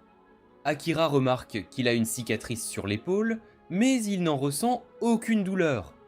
Il demande à Yugur combien de temps il est resté absent. Amaru entre dans la pièce et se rend compte qu'Akira est réveillé. Elle court le serrer dans ses bras et exprime son soulagement de le voir réveillé, car il est resté inconscient pendant une semaine. Kalcrome et Fides entrent dans la pièce après avoir entendu dire qu'Akira est réveillé, et ils lui demandent comment il se sent. Akira les informe qu'il se sent bien car son épaule ne lui fait pas mal. Omoru révèle secrètement que son épaule ne lui fait pas mal parce que Yougrey a pris soin de lui alors qu'il était inconscient. Akira se tourne vers Yougrey et la remercie, et elle rougit. Elle salue ses remerciements parce que c'est elle qui devrait le remercier d'avoir pris une balle pour elle. Kalcrome et Fides s'approchent de son lit et remarquent qu'il semble en meilleure santé que la dernière fois qu'ils l'ont examiné. Kalcrome lui lance une pomme et s'excuse de l'avoir entraîné dans le désordre de sa famille, mais Akira est curieux de savoir ce qui s'est passé après son évanouissement. Fid révèle que Lontana a été contrainte de se retirer volontairement et d'évacuer son siège de chef de famille après avoir subi une défaite humiliante devant tout le monde. Fid révèle qu'elle a décidé de devenir la nouvelle patronne tandis que Kalcrom lui servira d'assistante. Il le remercie d'avoir changé leur famille et de les avoir rendus heureux. Plus tard dans la soirée, tout le monde se réunit dans le bureau pour discuter de leurs prochaines étapes, pendant qu'Amoru parcourt les étagères à la recherche de livres d'histoire. Kalcrom demande à Akira s'il se dirige vraiment vers Sendai, et Akira confirme que oui. Fides lui suggère de visiter la station et de se baigner dans les sources chaudes s'il n'est pas pressé. Yugur et Omoru se réjouissent soudainement à la mention d'une source chaude. Akira y réfléchit, mais il n'a pas envie de faire un détour, car il doit atteindre Tokyo au plus vite. Yugrei et Omoru lui lancent des yeux de chat suppliants, et il cède instantanément et accepte de faire le détour. Akira décide de vérifier les étagères à la recherche de tout livre susceptible de contenir des informations utiles. Kalcrom se dirige vers Yugrei et la remercie d'avoir permis à Fides d'être elle-même.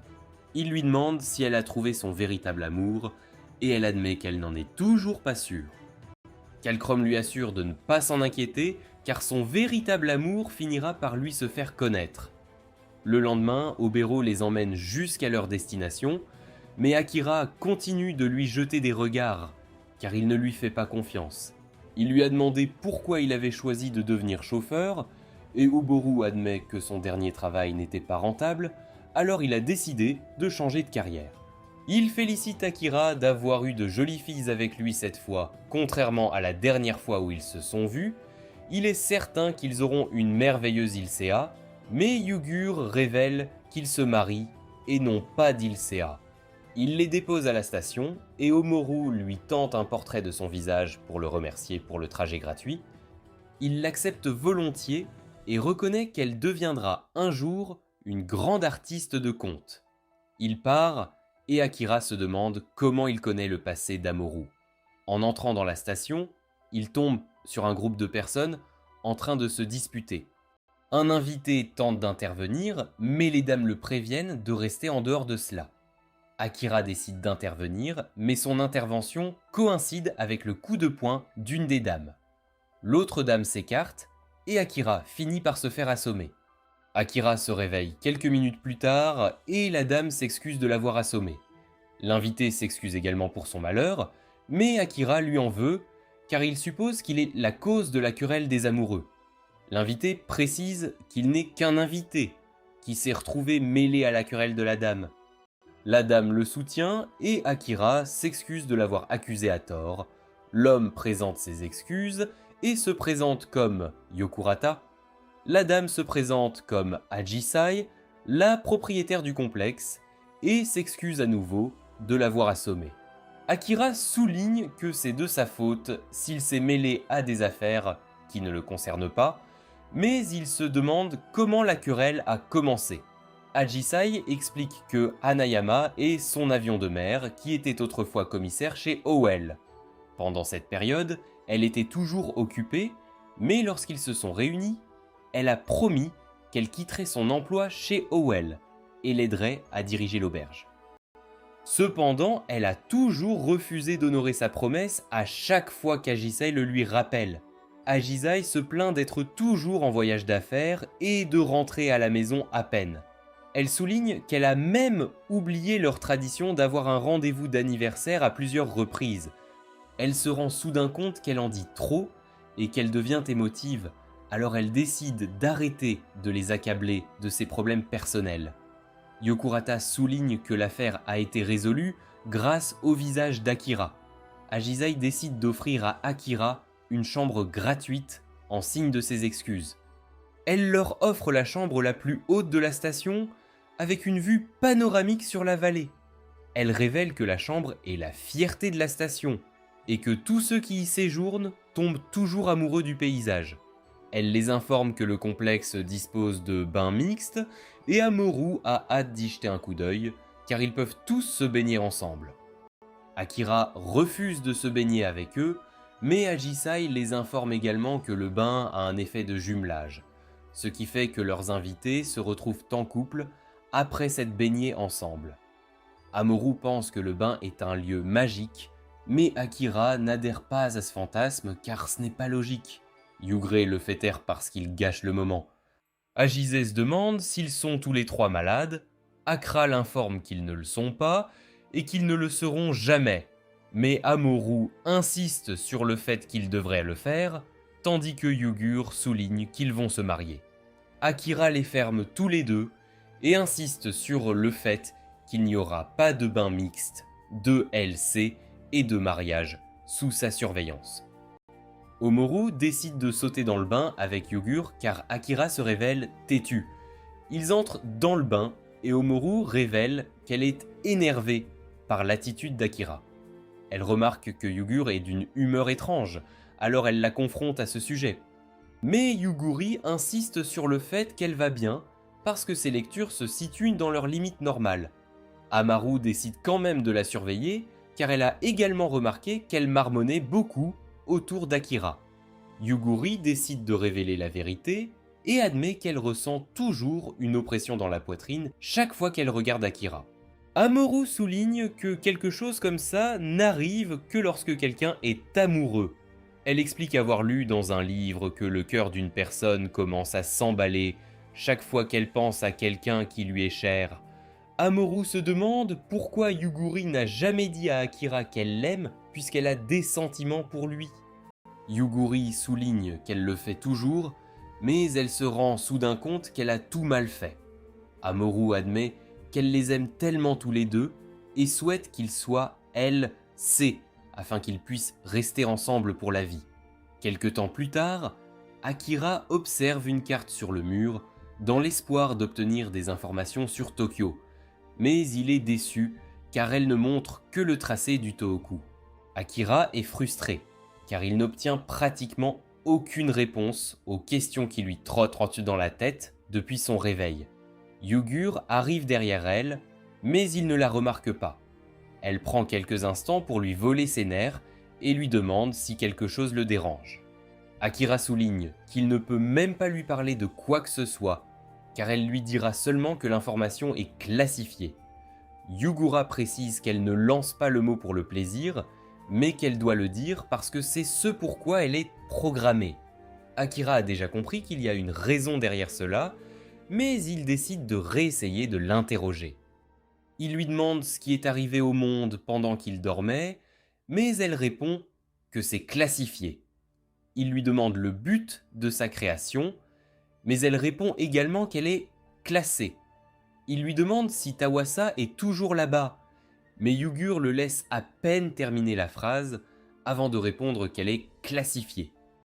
Yokurata entend sa question et se demande s'il l'a bien entendu, demandant où se trouve Tawasa. Akira demande immédiatement s'il connaît Tawasa, et Yokurata admet que oui.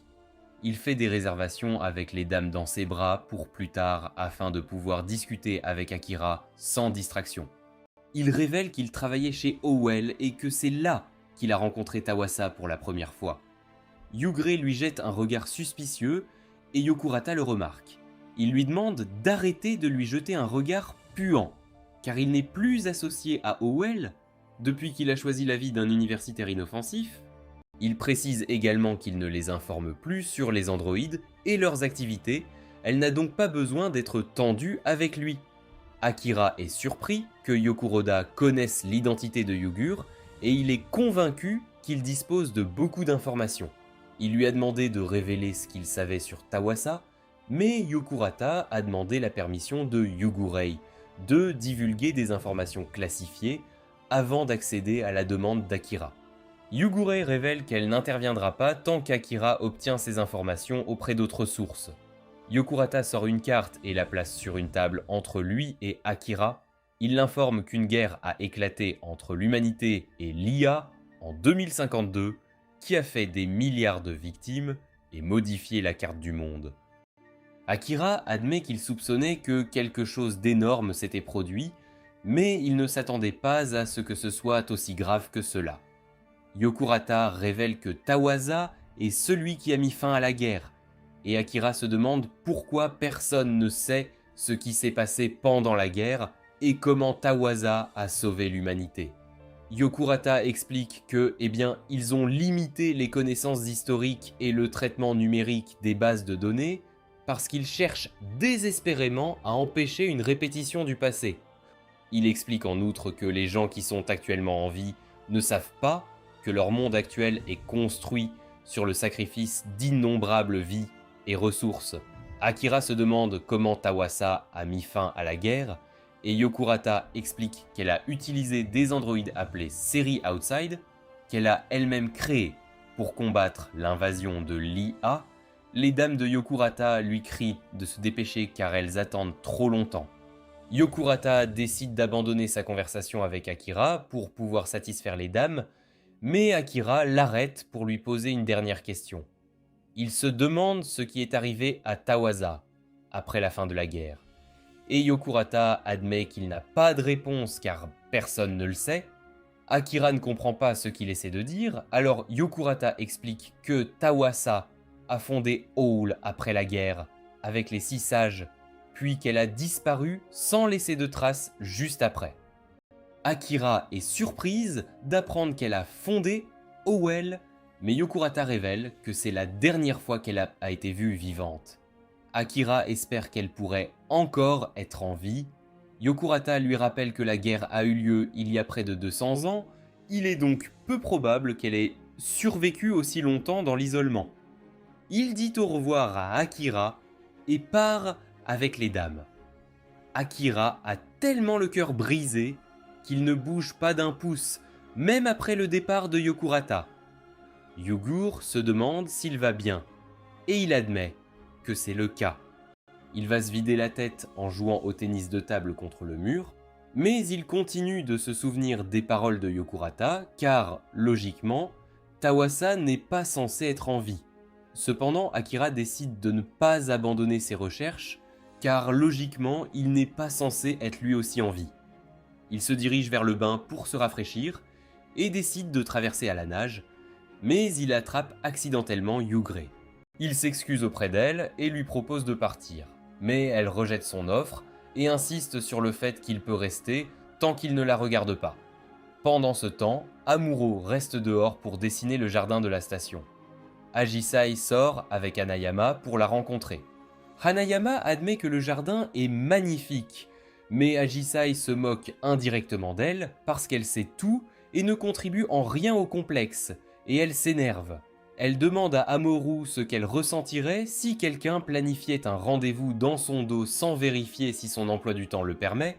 Amuro se retrouve prise dans leur querelle et son cerveau surchauffe.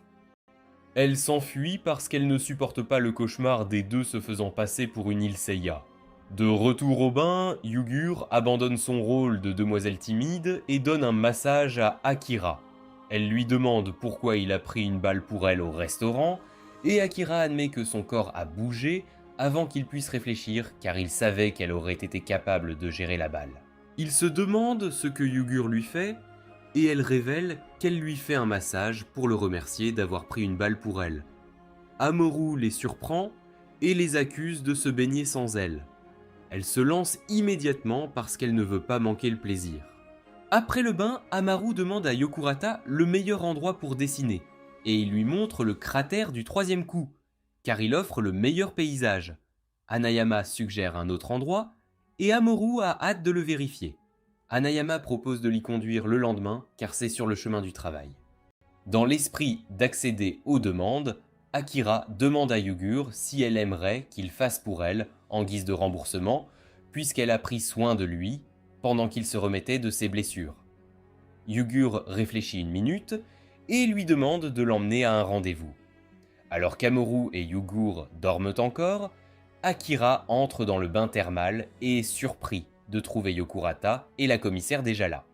Il se sent mal à l'aise de les voir ensemble, et Yokurata explique avec désinvolture que le complexe autorise les bains mixtes et qu'ils sont entrés en même temps. Yokurata exhorte de manière ludique Akira à se joindre à nous pour qu'il n'attrape pas froid avant de passer du temps avec Yugur. Akira insiste sur le fait que ce n'est pas un rendez-vous. Pendant le petit déjeuner, Yugur ne mange qu'une seule portion, ce qui surprend Akira puisqu'il s'attend à ce qu'elle en redemande. Plus tôt dans la matinée, Yugur avait réveillé Amuro en lui disant qu'elle devait avoir une conversation privée avec elle. Plus tard, alors qu'Amoru se prépare à partir, Akira demande à Yokurata de s'occuper d'elle. Amoru trouve son inquiétude inutile et le traite de verru d'inquiétude. La commissaire s'approche et évoque de manière taquine le bain précédent, laissant Amoru choqué et comprenant mal la situation. Akira devient troublé alors qu'il essaie de s'expliquer, mais Amoru dit simplement qu'il devra tout expliquer plus tard, à son retour. Elle part ensuite avec Yokurata et la commissaire.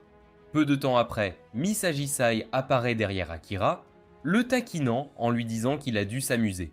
Surpris, Akira tente de se défendre, mais s'arrête lorsqu'il remarque Yugur magnifiquement vêtu d'un kimono, le laissant sans voix.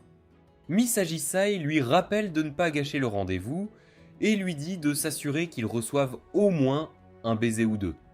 Pendant ce temps, Amoru Yokurata et la commissaire traversent la forêt en direction de la plateforme d'observation pour voir le cratère du troisième coup. La commissaire explique que, malgré son nom inquiétant, le lac est magnifique et constitue l'un de ses endroits préférés. Elle mentionne qu'on a récemment découvert qu'elle contenait des minéraux précieux et Yokurata ajoute qu'Owell envisage de développer la zone en utilisant éventuellement la station balnéaire de Nutor comme base minière. Amoru est choqué par cela, réalisant qu'Owell a l'intention de détruire la station. La commissaire insiste sur le fait qu'elle va l'arrêter, mais Yokurata doute d'elle, soulignant qu'elle est toujours la commissaire qui supervise le projet. La commissaire explique qu'elle s'est attachée à la station au fil des années et que cela signifie beaucoup de manquer Ajizai. Elle admet également que parce qu'elle n'a pas démissionné d'Owell, sa relation avec Misagi-sai est devenue tendue. Quand Amoru demande si elle a essayé de parler à Miss Agisai des projets miniers, la commissaire avoue qu'elle a peur que Miss Agisai ne lui pardonne jamais, car Nutur lui est profondément précieux. En même temps, Akira et Yugur marchent ensemble et profitent de cette journée paisible. Yugur commente à quel point c'est agréable et Akira accepte doucement.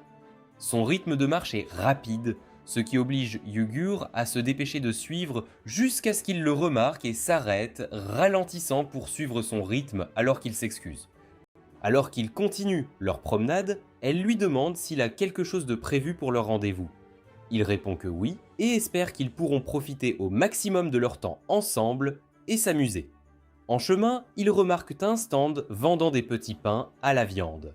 Akira achète 2 bâtons et en tend un à Yugur, commentant qu'elle n'a pas beaucoup mangé pendant le petit déjeuner. Troublée, elle admet que c'est parce qu'elle ne veut pas que son visage soit gonflé pendant le rendez-vous. Curieux, Akira se demande si un androïde peut même avoir le visage bouffi.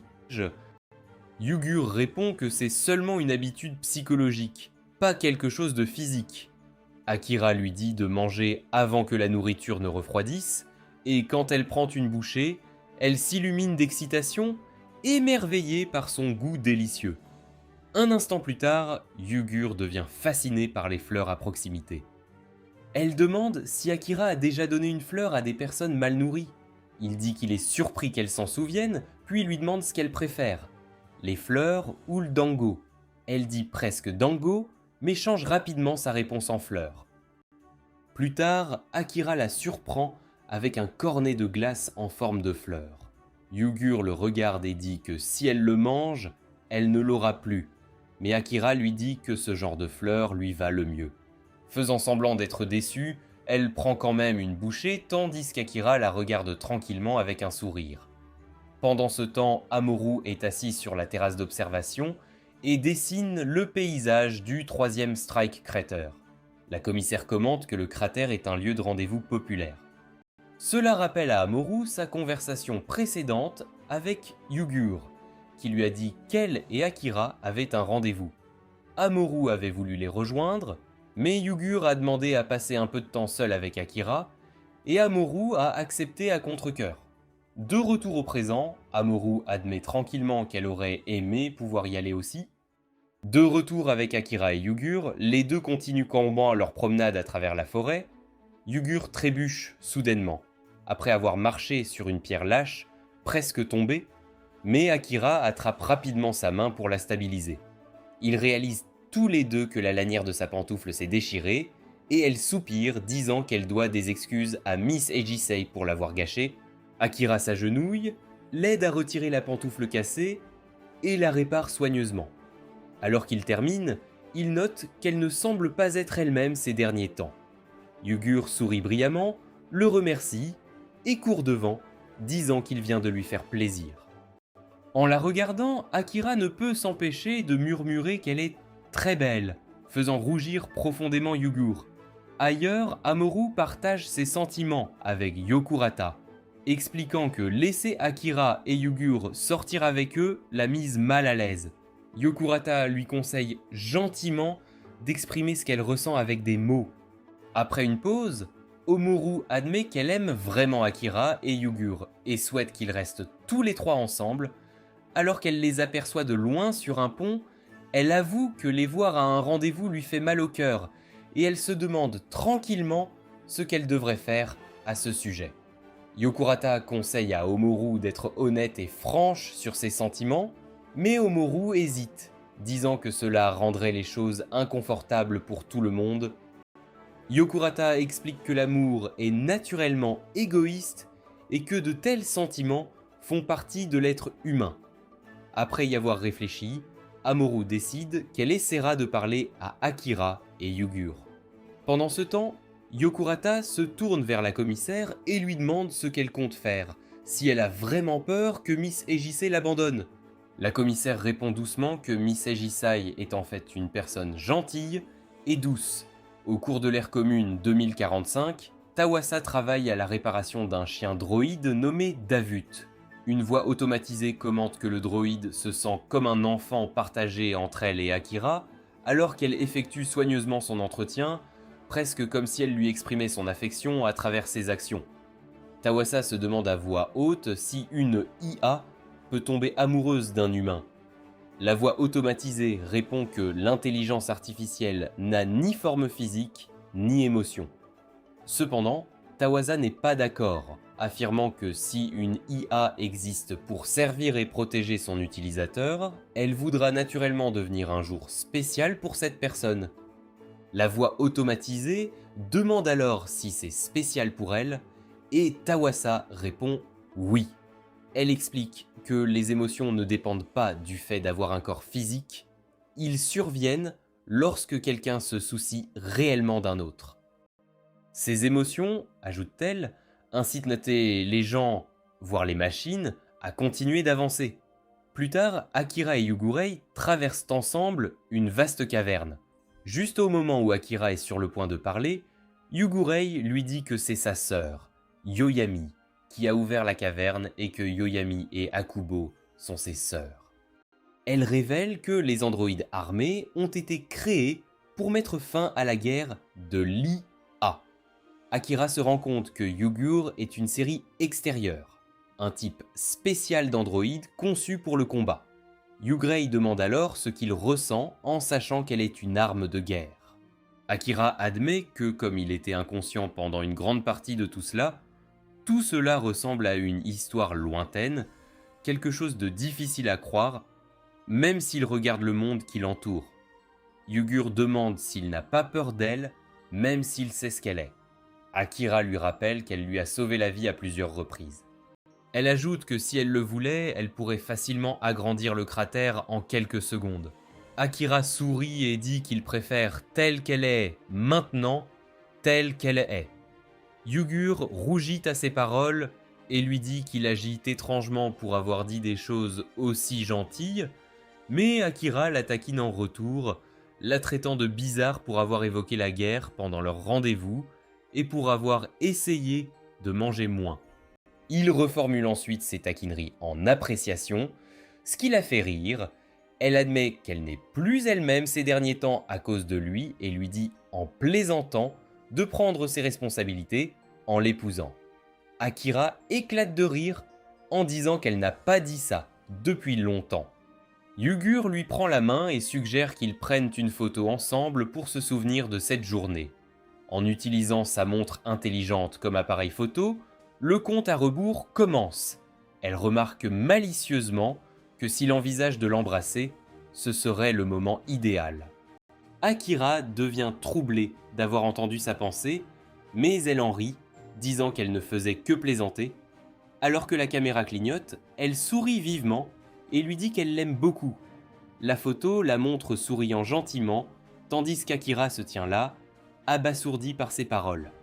À leur retour, Miss Agisai les salue et leur demande jusqu'où ils sont allés.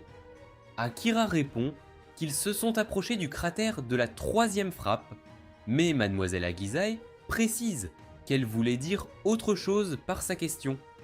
À ce moment, Amoru et les autres arrivent. Miss Agisei commence à les accueillir mais se fige lorsqu'elle aperçoit la commissaire. Sans un mot, elle se retourne pour s'éloigner, mais le commissaire l'appelle, insistant sur le fait qu'ils doivent parler. Mademoiselle Agisei essaie de l'ignorer, mais le commissaire continue en expliquant que des minéraux précieux ont été découverts sous la station balnéaire l'année dernière et que nous envisageons désormais d'exploiter la zone. Elle révèle que le cratère et la ville sont sur le point de devenir des sites de fouilles. Lorsque Mademoiselle Agisei s'interroge sur le sort de la station, le commissaire répond que si les choses continuent ainsi, elle ne survivra pas. Mademoiselle Agisei est profondément attristée par la nouvelle et est encore plus choquée d'apprendre que c'est la femme commissaire qui supervise le projet minier. La commissaire explique rapidement qu'elle n'a jamais démissionné d'Owell parce qu'elle voulait arrêter le développement de l'intérieur. Mademoiselle Agisei craint que si elle interfère, elle pourrait être accusée de trahison, mais le commissaire lui assure que rien de tout cela n'a d'importance, car Mademoiselle Agisei lui est plus précieuse que toute autre chose. Submergée par l'émotion, Miss Agisei insiste sur le fait qu'elle doit la frapper. Mais lorsque le commissaire est d'accord, Mademoiselle Agisei se contente de lui donner une douce tape sur les joues et de l'embrasser à la place. Elle lui dit qu'elle partagera le fardeau avec elle, et les deux s'embrassent pendant que les autres regardent tranquillement. Plus tard dans la soirée, Yugre aide Amoru à se coiffer dans la pièce. Yugre la remercie pour la journée, admettant qu'elle les a vus pendant le rendez-vous et qu'elle n'a pas aimé ce que cela lui a fait ressentir. Elle avoue qu'elle voulait être avec eux, mais qu'elle se sentait exclue. Yugre lui rappelle que c'est pourquoi elle a d'abord demandé la permission et ajoute qu'elle est heureuse d'avoir pu passer du temps seule avec Akira.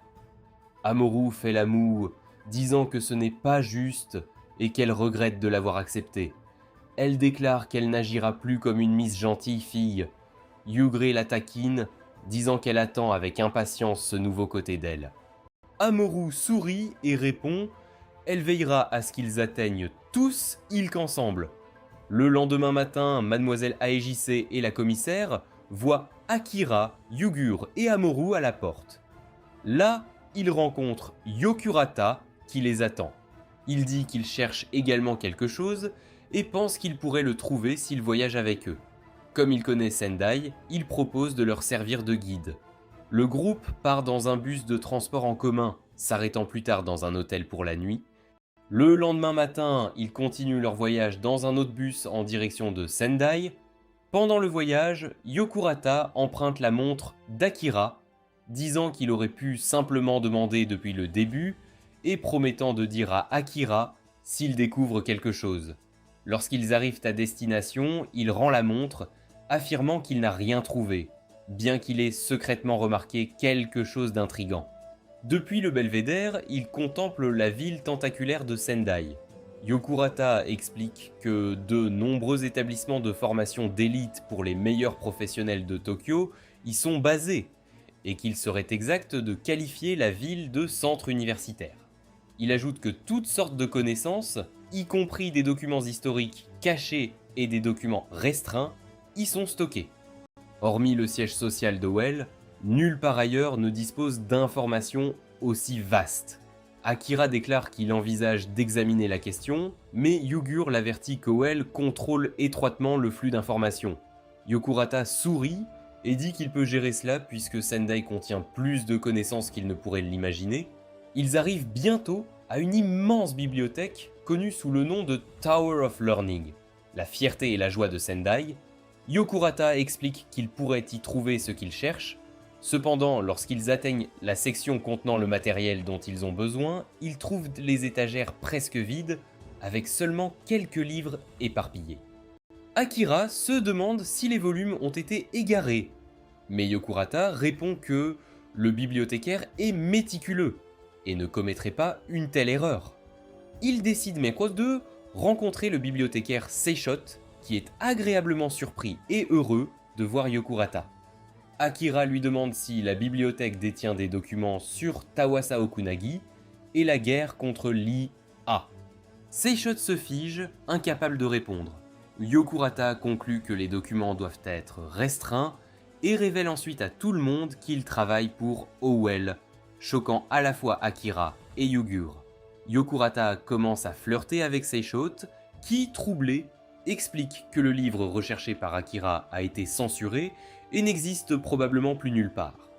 Ignorant la tension, Yokurata demande quand elle a fini de travailler, faisant clairement allusion à son invitation à sortir avec elle.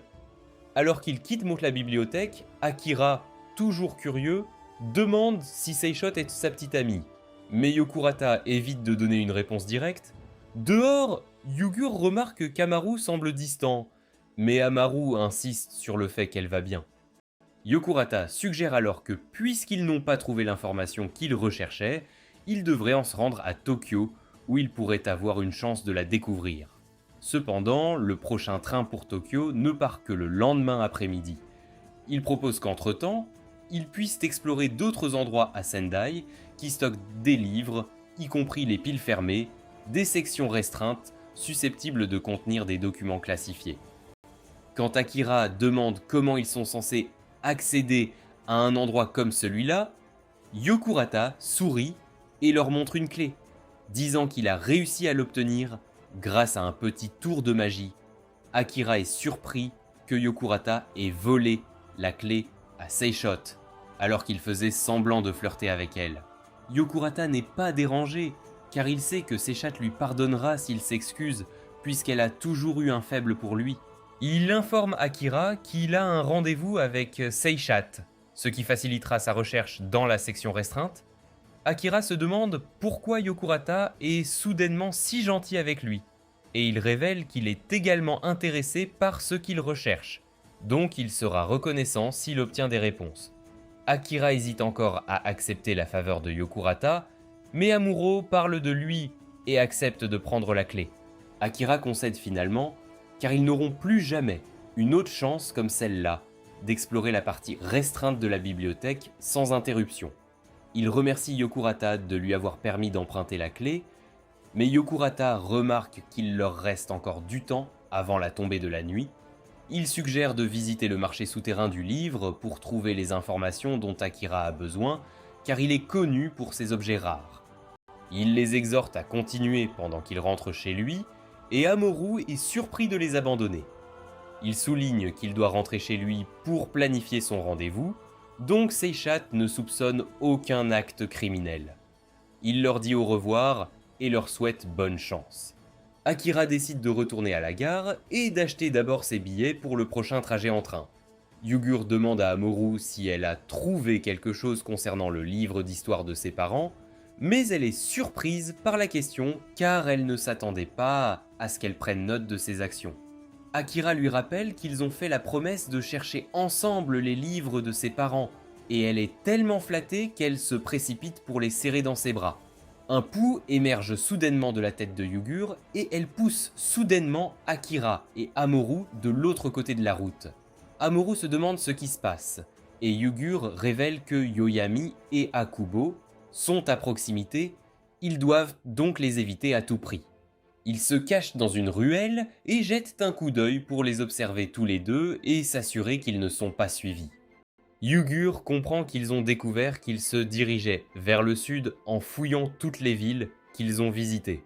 Elle propose d'agir comme leur et de les conduire vers un autre endroit en utilisant une autre station. Mais Akira n'aime pas l'idée, car cela la met en danger. Yugri insiste sur le fait que c'est la meilleure solution, car c'est le seul moyen d'éviter une confrontation directe avec les filles. Yuguri s'excuse auprès d'Amuro, car elle ne la rejoindra plus pour chercher les livres d'histoire de ses parents. Elle ordonne à Akira de veiller sur elle pendant son absence. Elle le prévient également de ne pas tenter de profiter de la petite fille, puisqu'elle ne sera pas là pour le surveiller. Elle lui demande de lui acheter un billet, car elle ne veut pas être retenue à la gare. Elle saute sur le toit, et des corbeaux éclaireurs travaillant pour Akubo la repèrent. Une explosion se produit, et Yoyami est impatient de courir après Yugure. Mais Akubo est méfiante parce qu'elle agit hors de son caractère. Yoyami rejette ses soupçons car il s'agit d'une opportunité privilégiée à ne pas manquer. Elle se jette sur Yugrei et Akubo la suit. Pendant ce temps, Akira et Omoru se dirigent vers la gare pour obtenir des billets de train pour Tokyo. Ils ne peuvent se permettre qu'un billet de train en 3e classe, car c'est si cher qu'ils quittent la gare.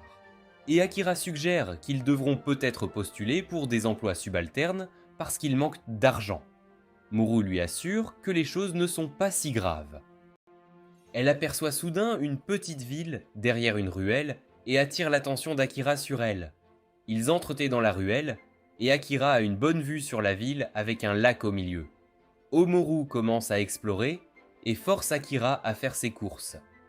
Elle l'oblige à acheter différentes denrées et essaie différents vêtements dans la boutique avant de partir. Elle conduit Akira dans une boutique de bracelets. Elle supplie Akira de leur procurer un ensemble assorti avec des couleurs jaunes, rouges et bleues pour elle, lui et Yugure. Akira lui rappelle qu'ils n'ont pas assez d'argent, mais le vendeur leur propose une réduction s'ils achètent les 3.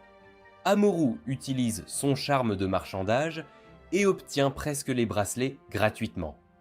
Le vendeur s'abandonne à son sort, car il ne peut pas négocier mieux qu'Amoru. Il conseille à Akira de la garder proche et de la chérir, car elle fera une excellente partenaire à l'avenir. Akira remarque soudain une boucle d'oreille qui attire son attention. Il quitte le magasin et Omoru rigole tellement d'excitation qu'Akira se demande ce qui ne va pas chez elle. Elle révèle qu'elle est si heureuse qu'elle ne peut contenir son enthousiasme. Elle supplie Akira de l'emmener au prochain magasin. Après leur virée shopping, ils traînent sur un banc public. Amoru est satisfait de leur transport car ils en ont de quoi faire leur voyage. Akira sait qu'ils n'ont acheté qu'une quantité limitée en raison de son fort pouvoir de négociation. L'estomac d'Omoru grogne soudainement et elle essaie de le cacher, mais Akira prend cela comme le signal du déjeuner. Il apporte de la nourriture, mais il a du mal à manger. Omoru comprend qu'il est trop inquiet pour Yugure pour manger et il admet qu'il ne peut pas arrêter de penser à elle parce que Akubo et Yoyami avaient l'air dangereux. Omoru lui demande s'il est amoureux de Yugurei et il se demande d'où vient une question aussi inattendue. Elle souligne qu'elle a dû demander parce qu'ils ont eu un rendez-vous il y a quelques jours sans elle. Elle admet que c'était difficile pour elle de les voir tous les deux passer du temps seuls sans elle, car elle préfère quand ils sont ensemble en trio. Elle sait qu'Akira veut épouser Tawasa, mais Yugre veut épouser Akira. Elle est prise au milieu parce qu'elle veut entretenir une relation avec eux deux. Elle admet qu'elle ne connaît pas Tawasa, mais elle est sûre qu'elle doit être une bonne personne puisqu'elle aime Akira. Elle accepte de faire de leur relation une union à 4, si c'est ce que veut Akira. Akira explique qu'elle n'a pas compris le point qu'il essaie de lui expliquer depuis le début. Il souligne que le type de mariage qu'il souhaite est l'union entre lui et la personne qu'il aime. Amuro se souvient que Yugure lui avait dit la même chose. Elle attrape le bras d'Akira et révèle qu'elle les aime tous les deux également. Mais Akira ne trouve pas les mots pour répondre, alors elle abandonne le sujet. Ils se dirigent vers le marché souterrain du livre, et Amoru est certain qu'Akira y obtiendra des informations car leur collection de livres est étonnante. Akira est également convaincu que ses recherches touchent à leur fin. Il commence à examiner les titres des livres lorsque Monsieur Roboro le repère et l'appelle. Akira se demande ce qu'il fait dans un endroit aussi compromettant, et il révèle qu'il s'est tourné vers la gestion d'une librairie d'occasion parce qu'être chauffeur de taxi ne suffisait pas pour payer les factures. Il demande ce qu'Akira cherche et Akira s'approche de lui et lui murmure qu'il cherche des livres interdits. Monsieur Oboro crie de surprise et Akira essaie de le faire taire pour qu'il n'alerte pas les autres vendeurs, mais il est trop tard. Il les entoure parce qu'ils ne peuvent pas les laisser s'enfuir après avoir évoqué leur recherche de livres interdits. Ils commencent à raconter comment Howell les a réprimés et a emporté tous les livres interdits qu'ils ont passé des années à rassembler. Ils les ont maudits pour avoir gâché leur dur travail lors de leur raid, mais Monsieur Oboro est surpris car il ne les a pas rencontrés. Le vendeur l'informe que cela s'est produit juste avant son arrivée en ville et Monsieur Oboro se rend compte que le raid était assez récent. Amaru se demande s'il leur reste encore des livres puisque le raid est si récent, et le vendeur met la main dans sa poche et sort un livre sur l'électrotechnique. Il révèle que c'est le seul livre qu'il a réussi à sauver du raid. Les autres vendeurs produisaient également les livres qu'ils gardaient en chez eux. Akira parcourt tous les livres, mais il ne trouve personne possédant les informations dont il a besoin. Les vendeurs s'excusent encore d'avoir suscité ses espoirs pour rien. Ils commencent à se demander ce qu'Howell a fait de tous les livres qu'ils ont emportés lors de leur raid. Leur meilleure hypothèse est qu'ils les ont stockés à la bibliothèque. Ils informent Akira qu'ils se trouvent probablement dans les piles fermées à l'intérieur de la bibliothèque, parce que Sechot était le responsable du raid. Ils sont certains que les livres seront là, parce que c'est là qu'ils stockent les livres illégaux et ceux qu'ils envisagent là de brûler. Akira n'est pas sûr de trouver le livre parce qu'ils auront été brûlés. Mais le vendeur souligne que sa chatte ne permettra jamais que cela se produise parce qu'elle a une étrange obsession pour les livres. Il suppose qu'elle garde probablement les livres en lieu sûr parce qu'elle ne supporterait jamais de les voir brûler. Akira fouille frénétiquement dans son sac pour trouver la clé car il est évident que la bibliothèque est leur meilleure chance de trouver le livre dont ils ont besoin. L'un des vendeurs lui tend le plan de la bibliothèque et l'invite à la prudence. Ils se dirigent vers une auberge et réservent une chambre pour la nuit, mais la chambre n'a qu'un seul lit. Alors Akira le propose à Amoru. Elle saute sur le lit et lui demande de la réveiller quand il sera temps de partir. Elle s'endort quelques secondes plus tard, et Akira n'arrive pas à croire à quelle vitesse elle s'est endormie. Il lui prend le plan des mains et lui présente ses excuses en silence. Il promet de revenir lorsqu'il trouvera le livre qu'il cherche. Il se dirige vers la bibliothèque et surveille les gardes pendant 1 minute. Il prend note de leur schéma et chronomètre son entrée sur leur itinéraire de patrouille. Il passe à l'action, mais Amoru l'appelle soudainement avec colère. Elle est en colère. Il est parti sans elle. Mais Akira explique qu'il essayait seulement de la protéger, puisque Yugur n'est pas présent pour garantir leur sécurité. Amoru insiste sur le fait qu'elle doit suivre parce qu'Akira ne peut pas reconnaître les livres de ses parents. Akira est d'accord, mais l'avertit de s'enfuir si les choses deviennent trop risquées. Amoru accepte sa condition et il se faufile dans la bibliothèque. Akira suit le plan d'étage et il pénètre dans la pièce menant à la section fermée de la pile sans être vu, mais il se heurte à une porte métallique avec une serrure numérique. Akira se demande pourquoi la porte est toujours opérationnelle alors que la technologie de traitement numérique est interdite. Il tâte la poignée et découvre qu'elle nécessite une carte clé. Amaru fouille dans le bureau et tombe sur la carte clé. Il la glisse et la porte émet un bip pour confirmer le passage de la carte. Un garde est alerté par le bip et décide donc d'inspecter la pièce. Amaru et Akira ont du mal à ouvrir la porte alors que le garde continue de se rapprocher. Omoru comprend soudain qu'il s'agit d'une porte à pousser, alors ils entrent rapidement à l'intérieur et ferment la porte derrière eux avant que le garde n'entre. Le garde comprend que le bruit était dû à son imagination et retourne donc à sa patrouille. Cependant, Sechat reçoit une alerte sur son téléphone et elle se lève. Yokurata se demande si quelque chose la dérange et elle révèle qu'elle doit aller à la bibliothèque car c'est le seul endroit qui lui donne la vie. De retour à la bibliothèque, Akira et Amaru parcourent les titres des livres Mais Akira aperçoit soudainement une porte qui ne semble pas à sa place. Il se rend compte qu'il doit y avoir quelque chose de spécial pour qu'il se démarque autant. Il s'approche de la porte, mais un garde entre dans la pièce par une autre porte, car il a entendu du bruit. Akira et Omoru se cachent, pendant que le garde essaie de les retrouver. Omoru renverse quelques livres, et le garde suit le bruit. Ils se cachent derrière des étagères, mais ils entendent le garde approcher. Akira commence à paniquer parce qu'il ne sait pas quoi faire, mais Omoru ignore ses peurs et court soudainement à la rencontre du garde. Elle le plaque au sol, mais il la maîtrise et commence à remercier ses étoiles pour le repas gratuit qu'elles lui ont offert. Akira arrive par derrière et endort le garde. Il est heureux que son corps n'ait pas oublié la leçon de judo qu'il a prise il y a des années. Ils attachent la Dania le garde et entrent dans la pièce. Akira allume la lumière et regarde autour de lui. Il en conclut qu'il s'agit d'un bureau privé appartenant à quelqu'un ayant une étrange obsession pour les livres interdits. Omoru souligne qu'Akira lui a rappelé son père il y a quelques instants. Elle explique que son père est toujours gentil et amical, mais il devient dur et effrayant lorsque quelque chose menace leur sécurité.